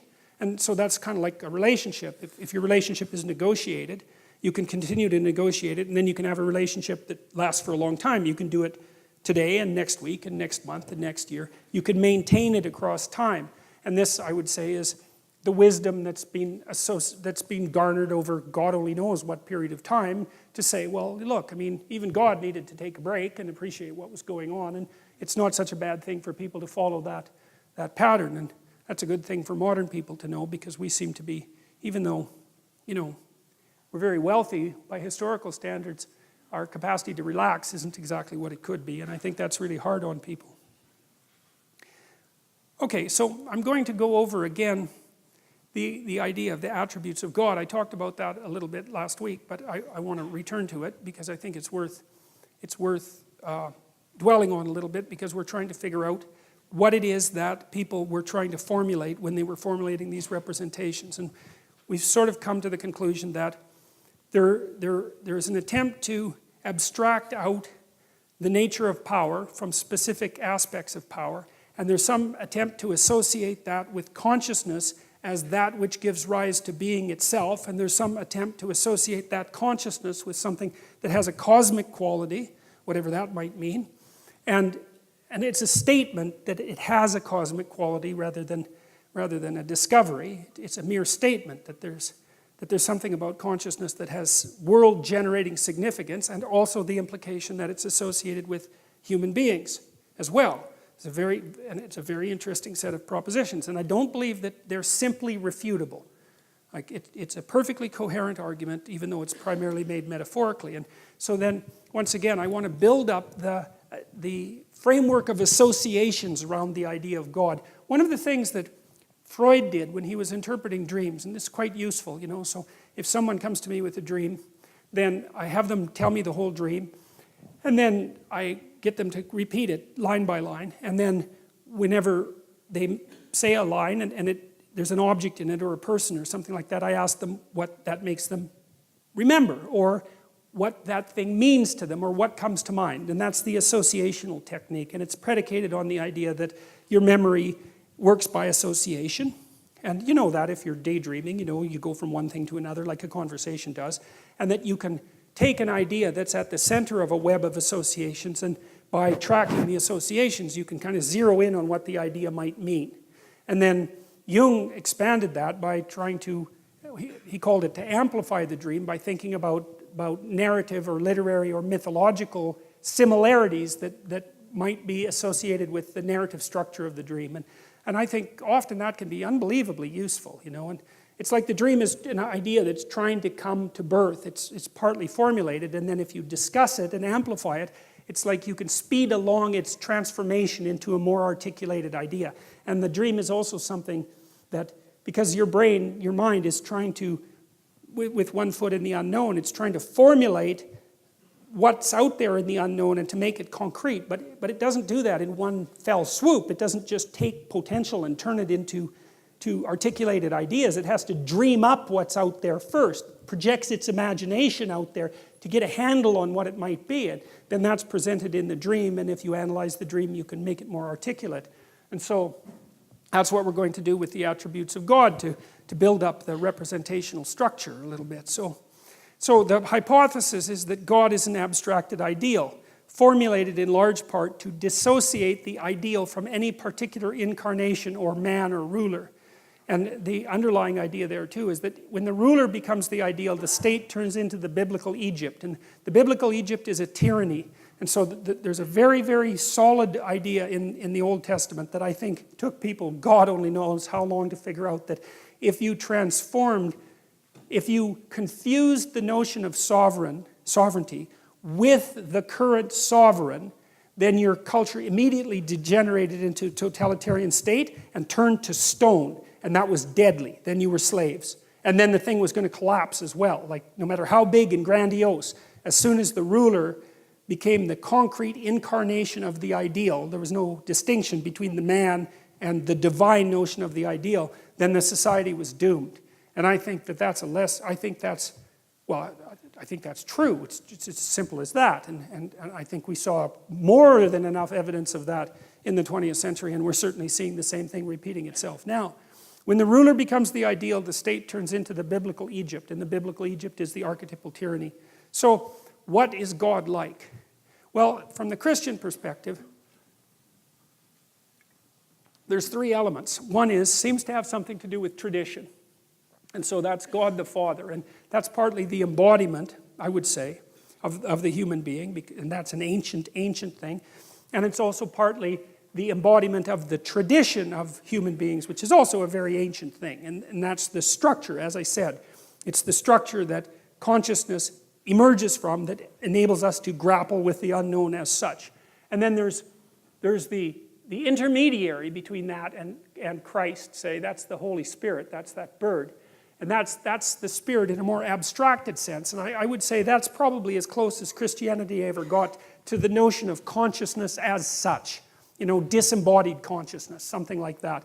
And then there's the notion of the suffering individual, and that's a very complicated idea. And it's something like,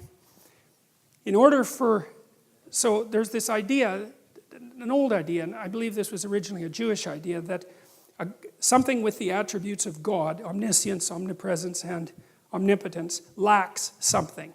So it's like a Zen cone. It's a really interesting idea, because you think, well, what in the world can something like that lack? And the idea is limitation. So something that's everything lacks limitation. And that idea, like when I first encountered that, just blew me away. I thought it was such a brilliant realization that there are advantages to not being able to do things. Partly because it gives you something to do. I suppose that's a big part of it, right? Is if you had everything you wanted at every moment at your fingertips, well, there's nothing, there's no story. And it's funny, because that happened to Superman, the cartoon character. By the 1980s, he could juggle planets, and you could bounce like hydrogen bombs off him and it'd be fine. And it's like everyone got bored because, well, what were you going to do to Superman? It's like you lob a hydrogen bomb at him and he just brushes it off and like combs his hair, and that's the end of that. And the whole cartoon series basically died because he didn't have any flaws. There's no story without the limitation. And I think that's an absolutely remarkable idea. And so part of the notion of Christ, and this is something that I puzzled over for a long time, and I learned a lot of this from Jung, is that there's an idea in Christianity that there's consciousness as such, which in some sense is eternal. It stretches from the beginning of the time to the end of time, but it's this abstracted notion. But it lacks a certain kind of reality because it's not instantiated somewhere. It's not instantiated in a specific time and place in history. And so the idea of the Son, the third part of the Trinity, or one of the three parts of the Trinity, is the notion that tradition and consciousness as such also has to be embedded in history in a particular time and place. And so there's the archetypal embeddedness, and that would be the incarnation, and that's the perfect man, right, who accepts his mortality and acts in a virtuous manner. But it's the archetypal story of every individual as well. And there's a very strong strain in Christianity. I would say this is more pronounced in Orthodox Christianity, that the proper path of life is to take the tradition, let's say, and the spirit that's associated with consciousness as such, and to act it out in your life, in your own personal life, in a manner that's analogous to the manner in which Christ acted it out in his life. And what that means in part is the acceptance of the tragic preconditions of existence. And so that's partly betrayal, right? Betrayal by friends and by family and by the state. And it's partly punishment for sins that you did not commit, as well as the ones you did commit, and sometimes that's just a relief, but the arbitrary nature of justice, and also the fact of finitude. And the notion is that your duty, let's say, and the way to set things right in the cosmos is to accept that as a necessary precondition for being and to act virtuously despite that. And that's a very, very powerful idea as far as I'm concerned. And I'm also, the world's a weird place, and I've seen some very strange things in my life. And one of the things that I've seen is that, I've dealt with some people who were very, let's say, that they weren't on a good path. Let's put it that way. And one of the things that was really interesting about being around people like that, it was almost like they were surrounded by a gravitational field of sorts. I'm speaking metaphorically, obviously. And their worldview was so warped and twisted that if you came within contact of them, you all of a sudden started to play a part in their drama. And it was almost inevitable. They would maneuver and manipulate and interpret in a way that made you into the villain in their story, no matter what it was that you wanted to do.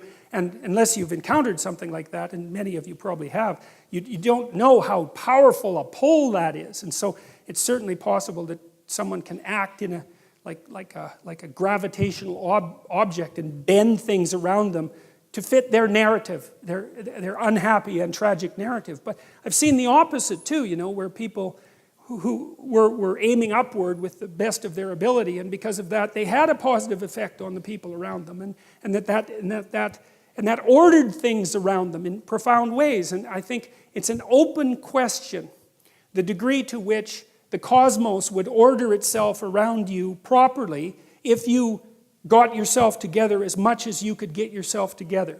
We know that things can go very, very badly wrong if you do things very badly wrong. There's no doubt about that. But the converse is also true. If you start to sort yourself out properly and then you have a beneficial effect on your family, first of all, that's going to echo down the generations, but it also spreads out into the community. And we are networked together. We're not associated linearly. We all affect each other. And so it's an open question, the degree to which acting out the notion the notion that being is good, and the notion that you can accept its limitations and that you should still strive for virtue. It's an open question how profound effect that would have on the structure of reality if you really chose to act it out. And I've seen things, as I said, in my life that indicate that I do believe there's a metaphysical element to life as well as the rational, practical element. And I think there are times when those two things come together, and I've seen that happen. And so I don't think we know the limits of virtue. I don't think we know what true virtue could bring about if we aimed at it carefully and practically. And so the notion that there's something divine about the individual who accepts the conditions of existence and still strives for the good, I think that that's an idea that's very much worth paying attention to. And I think the fact that people have considered that idea for at least 2,000 years quite seriously is also an indication that there's at least something to be thought about in relationship to that. So that's kind of the Trinitarian idea. Same idea there. And you see, it's interesting too, because you have God the Father, essentially, who's coming out of this strange, you see, this isn't the sky exactly, and you see this very often in these old pictures. It's not exactly the sky, whatever the heaven was that that people believed in. It's something it's like the sky opens and there's a dimension beyond the sky. It's something like that. And I wanted to show you this too, just to show you that this isn't only a Western conception.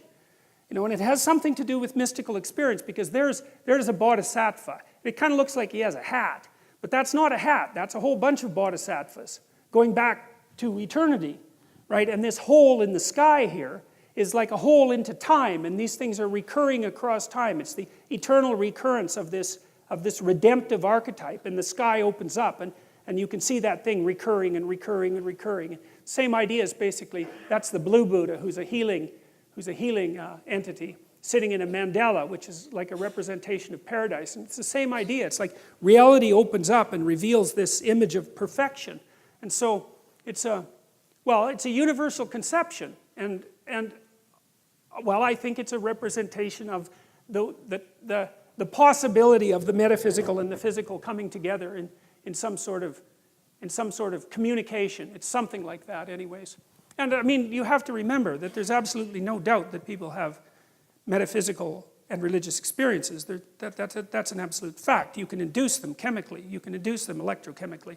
Lots of people who have epilepsy have epileptic prodromas that are associated with divine enlightenment. So Dostoevsky, for example, he had epilepsy, and that was really, I think, one of the things that made him a great author. And Dostoevsky would have this feeling that he was going to have an epileptic seizure, and he said that the feeling for him was that the world was opening up and he was becoming more and more and more enlightened, and he was just on the verge of grasping the essence of existence, and then he'd have an epileptic seizure. And for the subjective feeling was that much knowledge was just too much for him to bear. Well, you can say, well, that was a neurological abnormality, and fine, but God, he was Dostoevsky, and so you can't just brush that off. So so that's the Trinitarian idea fundamentally. And this notion here is the notion that, well, the cross is a funny thing, because the cross marks the center, and it's an X, and the X is the center of the world, like the X that a cathedral is, and it's the center of the world is where you are, because as a consciousness you're the center of the world, and that center of the world is a place of betrayal and suffering and limitation. That's exactly what it is. And the question is, well, given that, and given the fact that you know it, what the hell are you supposed to do about it? And what that representation, I believe that's Goya, what that representation implies is that you're supposed to voluntarily accept that and then move forward. Well,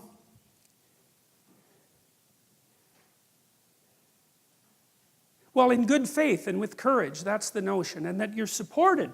You're supported by your tradition, and that's why you need your tradition too. That's why you need to be embedded in your tradition, because without that, without the support, let's say, of your father, and I mean that both practically and metaphysically, without that behind you, without the knowledge of you as both a biological and a cultural creature, without that depth of knowledge, you don't have the courage to do it, because you don't know what you are, what you could be.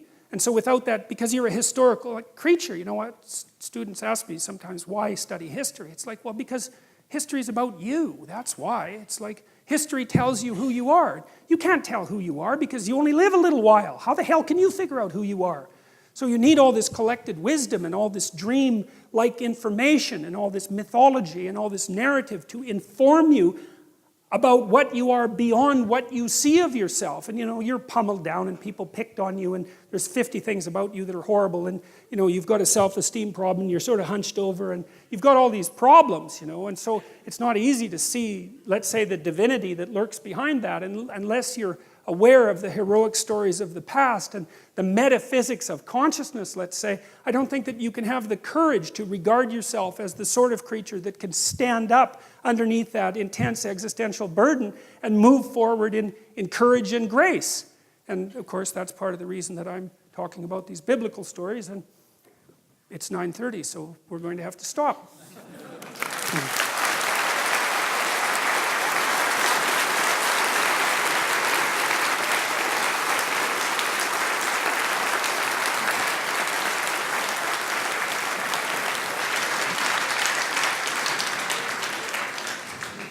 Okay, so we're going to stop exactly at 10 tonight, because that's the deal with the theater people. And besides, I'll be out of anything intelligent to say by that point, certainly. So, well, at least we got through one story, so that was good. So, yeah.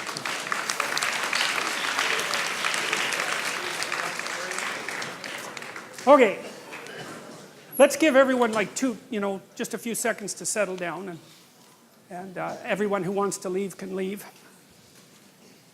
So thank you for all for coming, by the way. I'm constantly amazed that everybody comes and listens to this, because it's just, well, it's strange. Let's put it that way. So far it's been fun though, so that's good. So okay, let's go. Hi. Oh, that works. Hi, Dr. Peterson. I was raised Catholic, and anytime there was a bit of an inherent contradiction, let's call it, in the documents of the Bible, it would be referred to as a mystery. And there's one mystery I've always kind of wondered about, and it's very important to Genesis. How do you deal with a perfect God, or the conception of a perfect God, who by nature is incapable of an imperfect design? Or incapable of a perfect design. So what I mean by that is many religions present, for example, good and evil as separate deities that pre-existed simultaneously.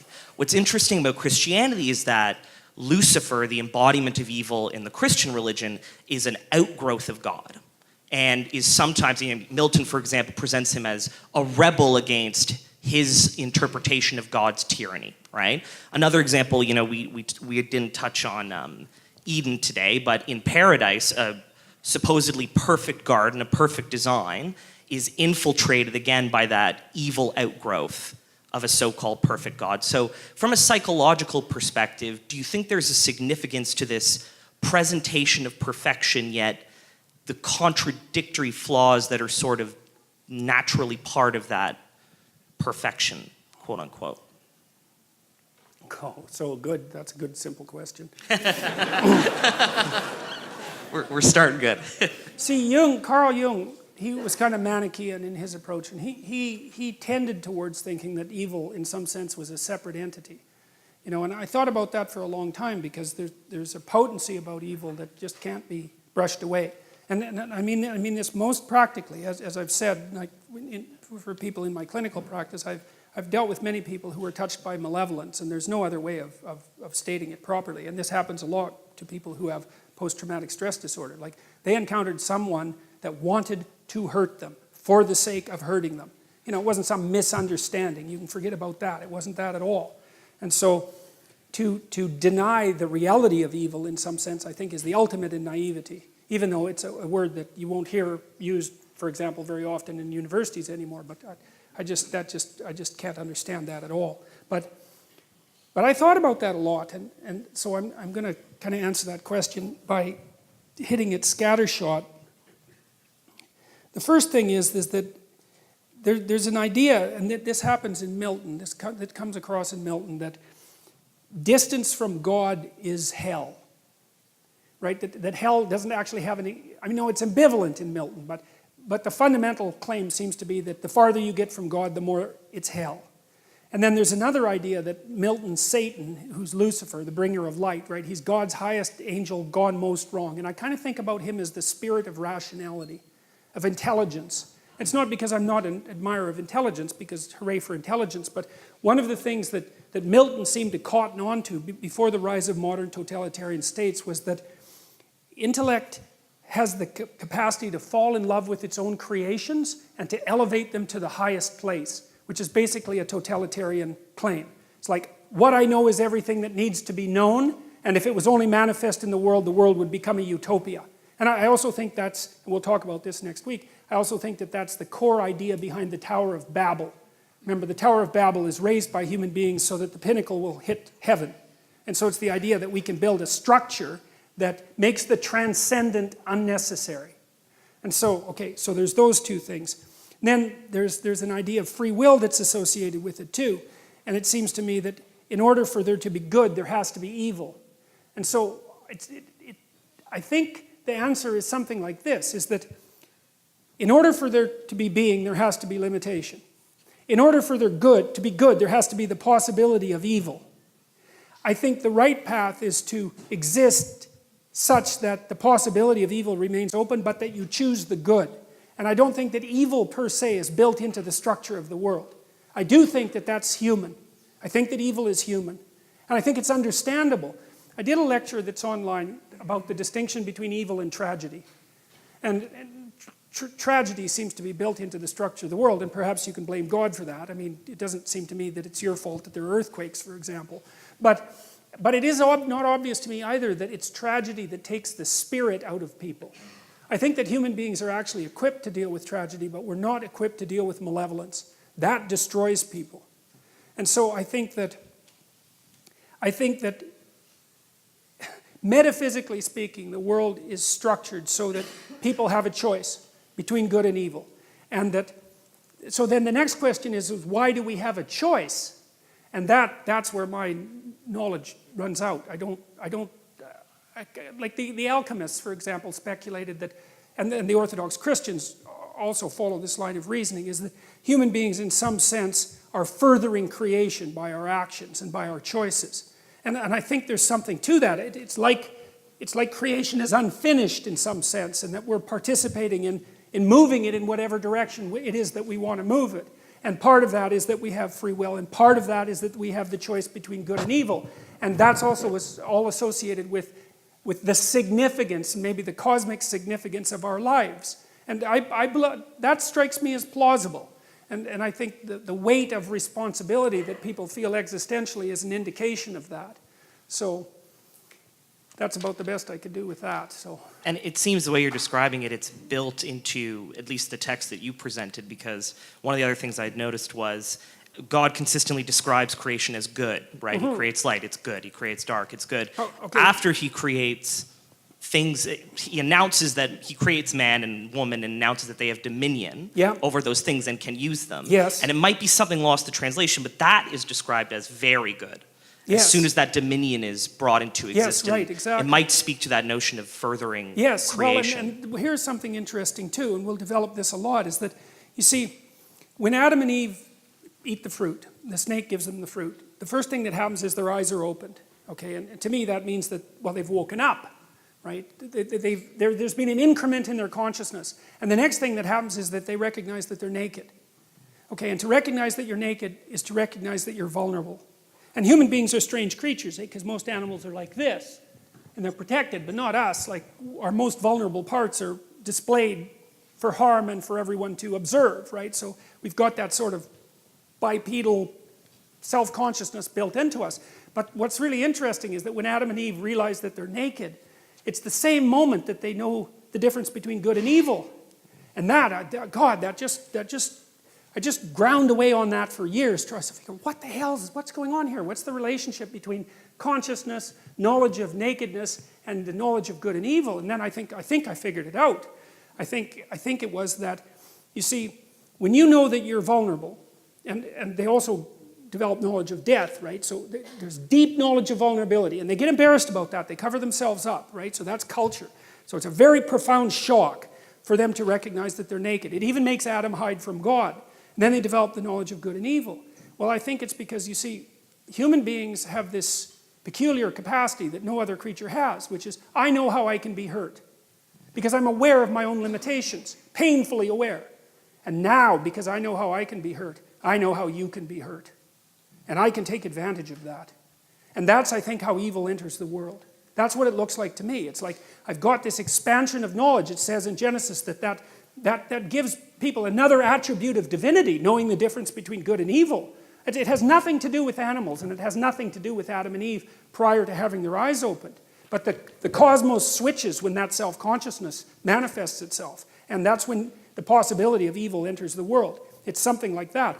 And that's also echoed by the intimate relationship between the snake in the Garden of Eden and Satan, which is, we'll go into, because that's a very strange association. It's like this snake also becomes the adversary of being.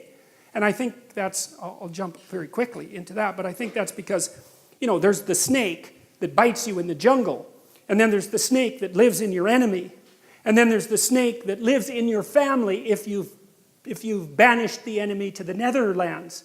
And then there's the snake that lives in you if you remove yourself from your family. And that snake that's in you, right, that's a psychological phenomena. That's equivalent to transcendent evil itself, the thing that inhabits every single person. That's why there's that association between the snake and Satan. And that's why I think that people have this, it's associated with our knowledge of vulnerability that gives us this constant capacity for evil. I mean, imagine if you're a medieval torturer. You know, I mean, people don't generally imagine that sort of thing, but people were medieval torturers, and they were very good at what they did. And the only way that you can be a torturer is to know what would hurt you, right? And so you exploit your own vulnerability, you exploit the knowledge of your own vulnerability to bring pain into the world. And I don't think that you can lay that precisely at God's feet.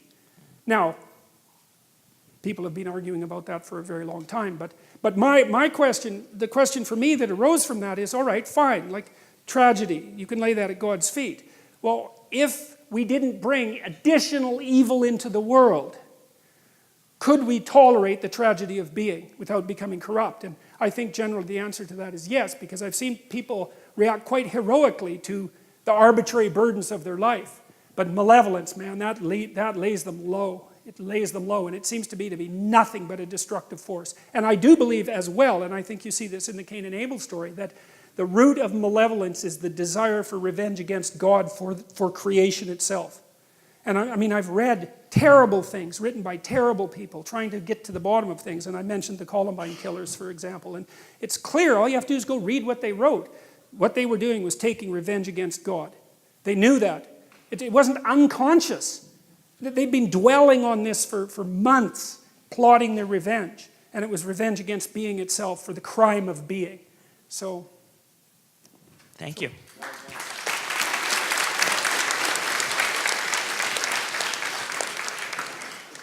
Hi, Doctor. You'd said when God saw that it was good, you read that as potentially, well, it might be better than nothing. And the story in Genesis, it's bracketed by days, which aren't necessarily literal days, yom, the original word, but it's also bracketed by, and he saw it was good, at the end of the day. So my question is there something more profoundly happening there between this profundity of speaking into existence, the way, the start is, to this observation, this seeing that it's good, and is God modeling consciousness? Is there a little more there for us to grapple with? Okay, so more for us to grapple with in what way? In the sense that we have this insight of speaking things forth, but you'd also commented on consciousness as until something's observed, or until it's seen.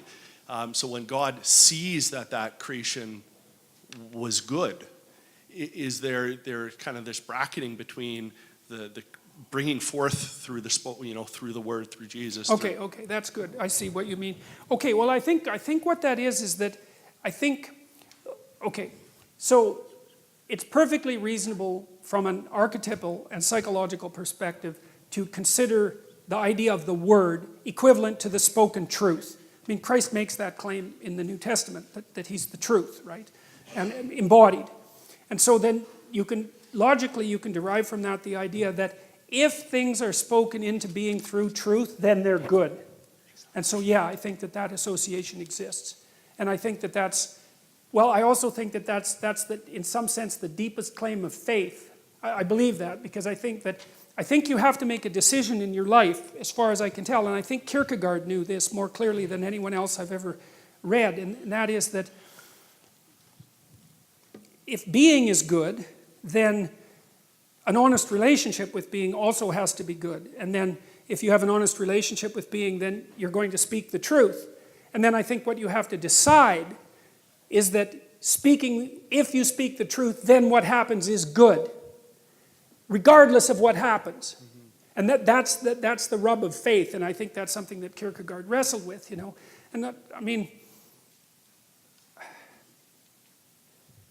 I'm trying to think if I can provide an example about that, and easily and quickly. Well, I guess it's partly because you can live your life two ways. You can use your language to manipulate. You can use your language as a tool to get what you want. But the problem with that is that assumes that you know what you want and that you're right. And that's a problem because there's lots of things you don't know.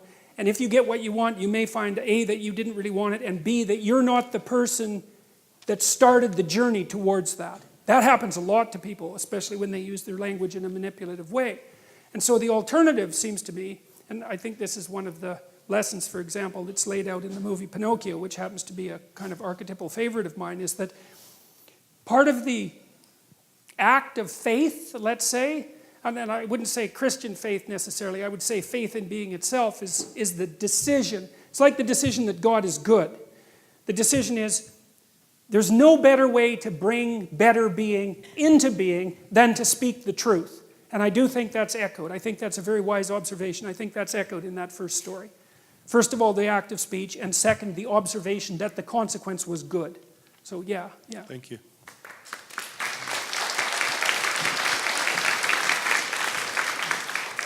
Good morning, Citizen Peterson. First, I have a bunch of questions, and I want to have them answered immediately. Like, you have a post on Quora in which you encourage all children to incur skateboarding injuries. but also stated in this post, you wrote that, do not try to rescue someone who does not want to be rescued, and be very careful about rescuing someone who does. And can you reconcile this with what you stated about transcendent morality and the heroic impulse that I guess men are supposed to be born with? Okay.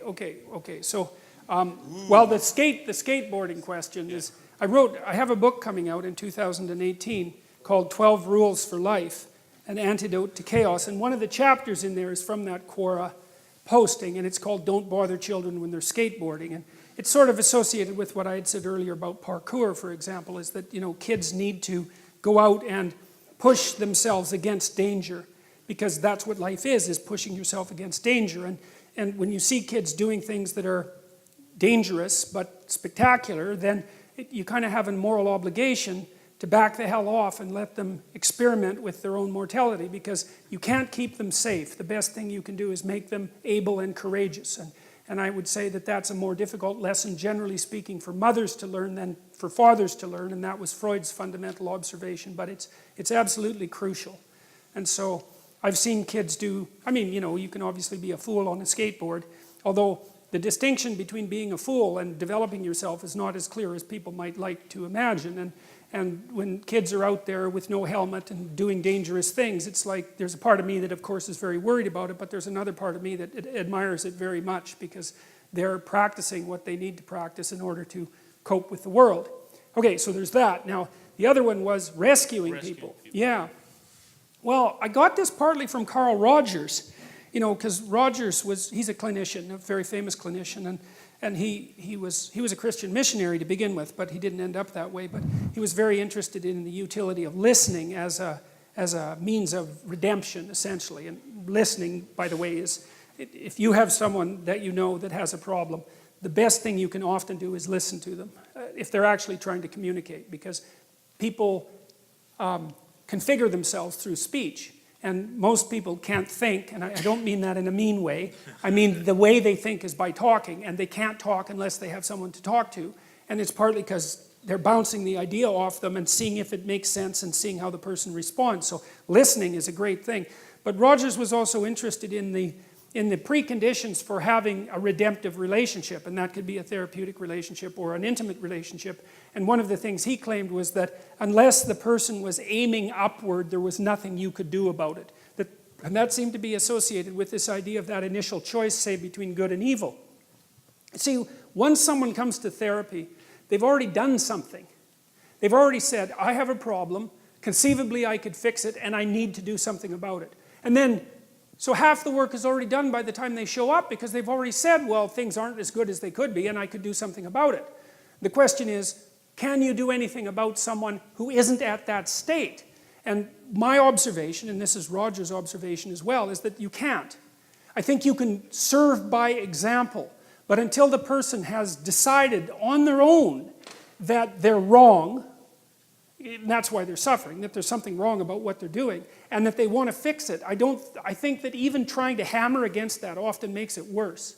So, and I know that Solzhenitsyn, when he was talking about the communist ideologues, the really hardcore communist ideologues that were eaten up by the Gulag Archipelago system, sort of devoured by their own, he saw the same thing, was that until they were willing to admit that something was wrong with the manner in which they had construed the world, that it had resulted in their own demise, that there was actually no way of communicating with them. They're in kind of an authoritarian bubble. And so I don't think that... So even if you orient yourself as an archetypal hero, there's no way you can get through that barrier that Well, they I put think up? that that's part of the issue of free will. I do not think that people can learn unless they admit that they're wrong. There's this play, The Cocktail Hour by T.S. Eliot, and he has this woman in the play, and she comes up to a psychiatrist and she says, just in the course of casual conversation, she says, I really hope there's something wrong with me.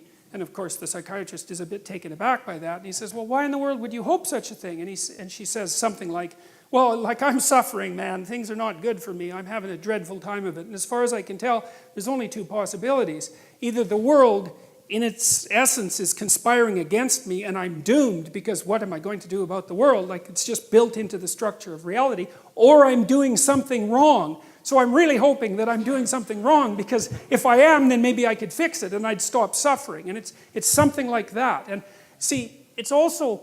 I think that if your life isn't what it could be and you're suffering, then it seems to me that that should be sufficient evidence that you don't know enough. And if that isn't sufficient evidence that you don't know enough, then I don't know how anyone else could provide you with that evidence.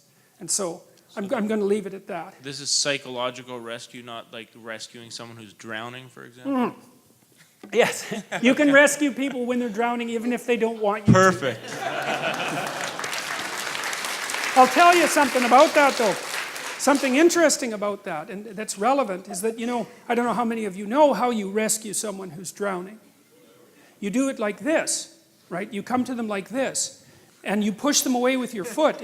I'm telling you, that's what you do if you're a lifeguard, because if they're panicking and they grab you, you both drown. And that's stupid, because then you both drown, right? And that's a really good way, that's a really good metaphor for trying to help someone, too. It's like, when people are in real trouble, some of it's they're confused and some of it is that their life has collapsed around them and there's some malevolence there and there's some desire for vengeance. It's just like one dangerous mess. And if you're going to wade in there unprepared, the probability that they're going to take you down compared to you elevating them is very, very high.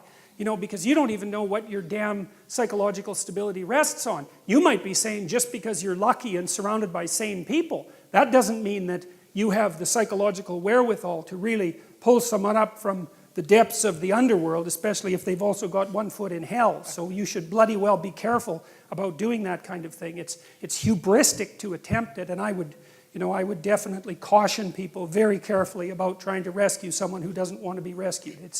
It's very dangerous activity, and it can easily be counterproductive. Okay, so since 2006, I've been trying to figure out, extract the meta, the way you've put it, of social justice warriors. And I think I found it, actually.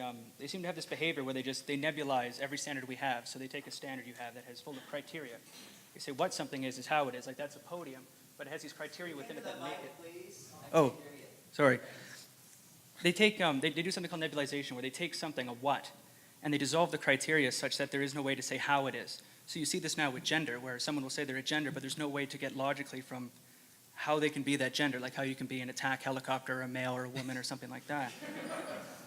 But the thing that came from this, and I figured this out when I learned about you, is that nebulization appears to be the exact opposite process of individuation. It's the philosophical version of individuation that rests on three premises, or three core axioms, which is I exist, which is an axiom that exists in the objective, that you exist here. And then I am, which is a reiteration or reincarnation of I exist, which is, basically you have to say I'm right about having existed, or else it just falls apart. And then you have as, which is the question begged from that. Well, if you exist and you're right, as what? And you're talking about God being the metaphor of God in Genesis being a metaphor for the creation of consciousness. And it appears that individuation actually fits that triad. Because if you take as, for example, the as it's the predictive aspect, where you try to take the subjective and make it objective. So you have an idea, you test it in reality, and time is the ultimate arbiter that determines these things. And it changes your understanding of reality. It lets you know God. It lets you know the objective. And then from that point, there's the subjective, which is supposed to be formed from object reality. But because you've changed that, you now have to sacrifice your old self. The old way you saw Jordan Peterson of 10 years ago was not who he is now. So it gets sacrificed. And at the same time, you can point back to that guy, that Jordan Peterson, and say, well, that guy was wrong. And that's the scapegoating of the Son. So the subjective aspect, the I am right, is the Son, and then the Holy Spirit, which is supposed to lead you to God, is the as. And Okay, then- I don't understand the relationship between that and the first part. Okay, go. So can you just clarify that? The social justice aspect and the nebulization. Oh, the social justice is the exact opposite process of individuation. That's all it is. And it actually occurs at as. If you're at as and you're thinking, well, what am I? You either apply individuation, you try to apply criteria, you try to find out what you are in reality, or you refuse that paradigm and say, well, look, I'm always going to be right, I'm completely self-righteous, and you stop at that subjective aspect where everything becomes subjective and you ultimately become relativistic and nihilistic. So I'm asking, have you considered that the Genesis tale and the creation myth and God is actually the process of individuation, and the Trinity is actually those three core premises, the three axioms that come from that? Okay, I haven't considered that. I mean, I know that Jung drew a parallel between the idea of the passion, for example, and the development of human individuality. And so there's that idea is lurking inside the Jungian notion of individuation, because it has to do with voluntary confrontation with mortality and also with evil, right, as two of the key elements of genuine self-realization. I haven't considered the metaphorical pathway that you just described, so I can't comment on that. I'd have to think about that. But I could say that one of the things that does disturb me about the ideological battle that's going on right now, and I think this is a very deep part of it, and this is the part that's a battle against the logos in Derrida's old terms, right? The phallogocentric West needs to be taken down to its essence, is the refusal to engage in precise language. And I see that in part, for example, manifested in the refusal of the people who I'm criticizing to ever engage me in any debate. They don't believe in debate, and they don't believe in the let's say, the redemptive power of dialogue, because mostly what they believe in is power. So there's a nebulization in that manner. There's this tendency to hide behind what's vague and fog-like instead of making things sharp and clear and crystalline. And I do think that that's part of the degeneration of a civilization as far as I'm concerned. So So you haven't considered that then? No. Not yet. Would you please? I'll do my best. I'll do my best. Please.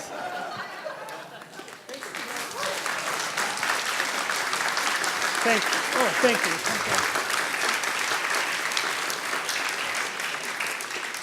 Okay, so this is it. One more question, and then I'll make it quick. Okay.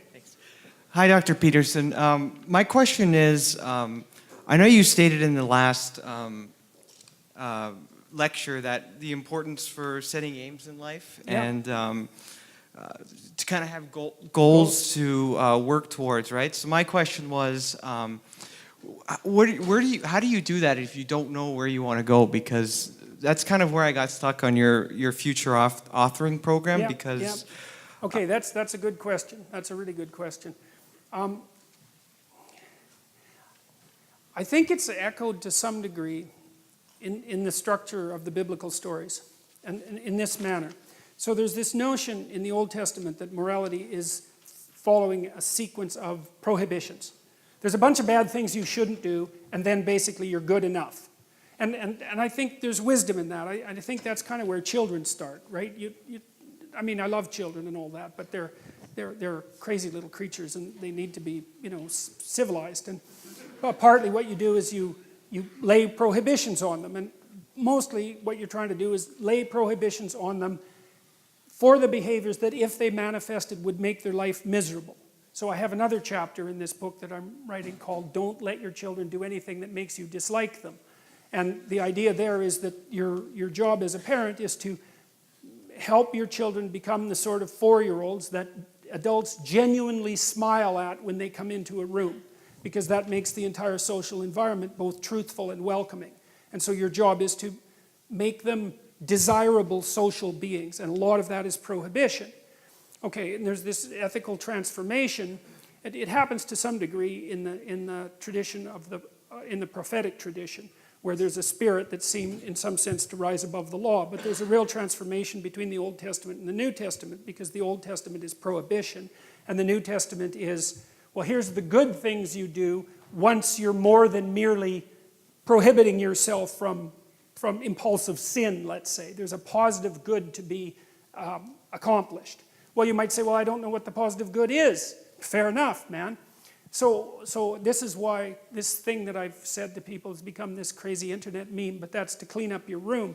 And which is a lot better and more useful than people think. It's a lot harder too, but the first thing you do, I think, and I learned this in part from Solzhenitsyn when he was trying to iron out his soul when he was in the Gulag, because he was trying to figure out how he got there, how he contributed to how he got there.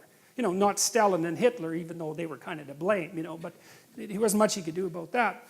I think what you have to do, and this is part of humility, is you have to look around you within your sphere of influence, like the direct sphere of influence, and fix the things that announce themselves as in need of repair.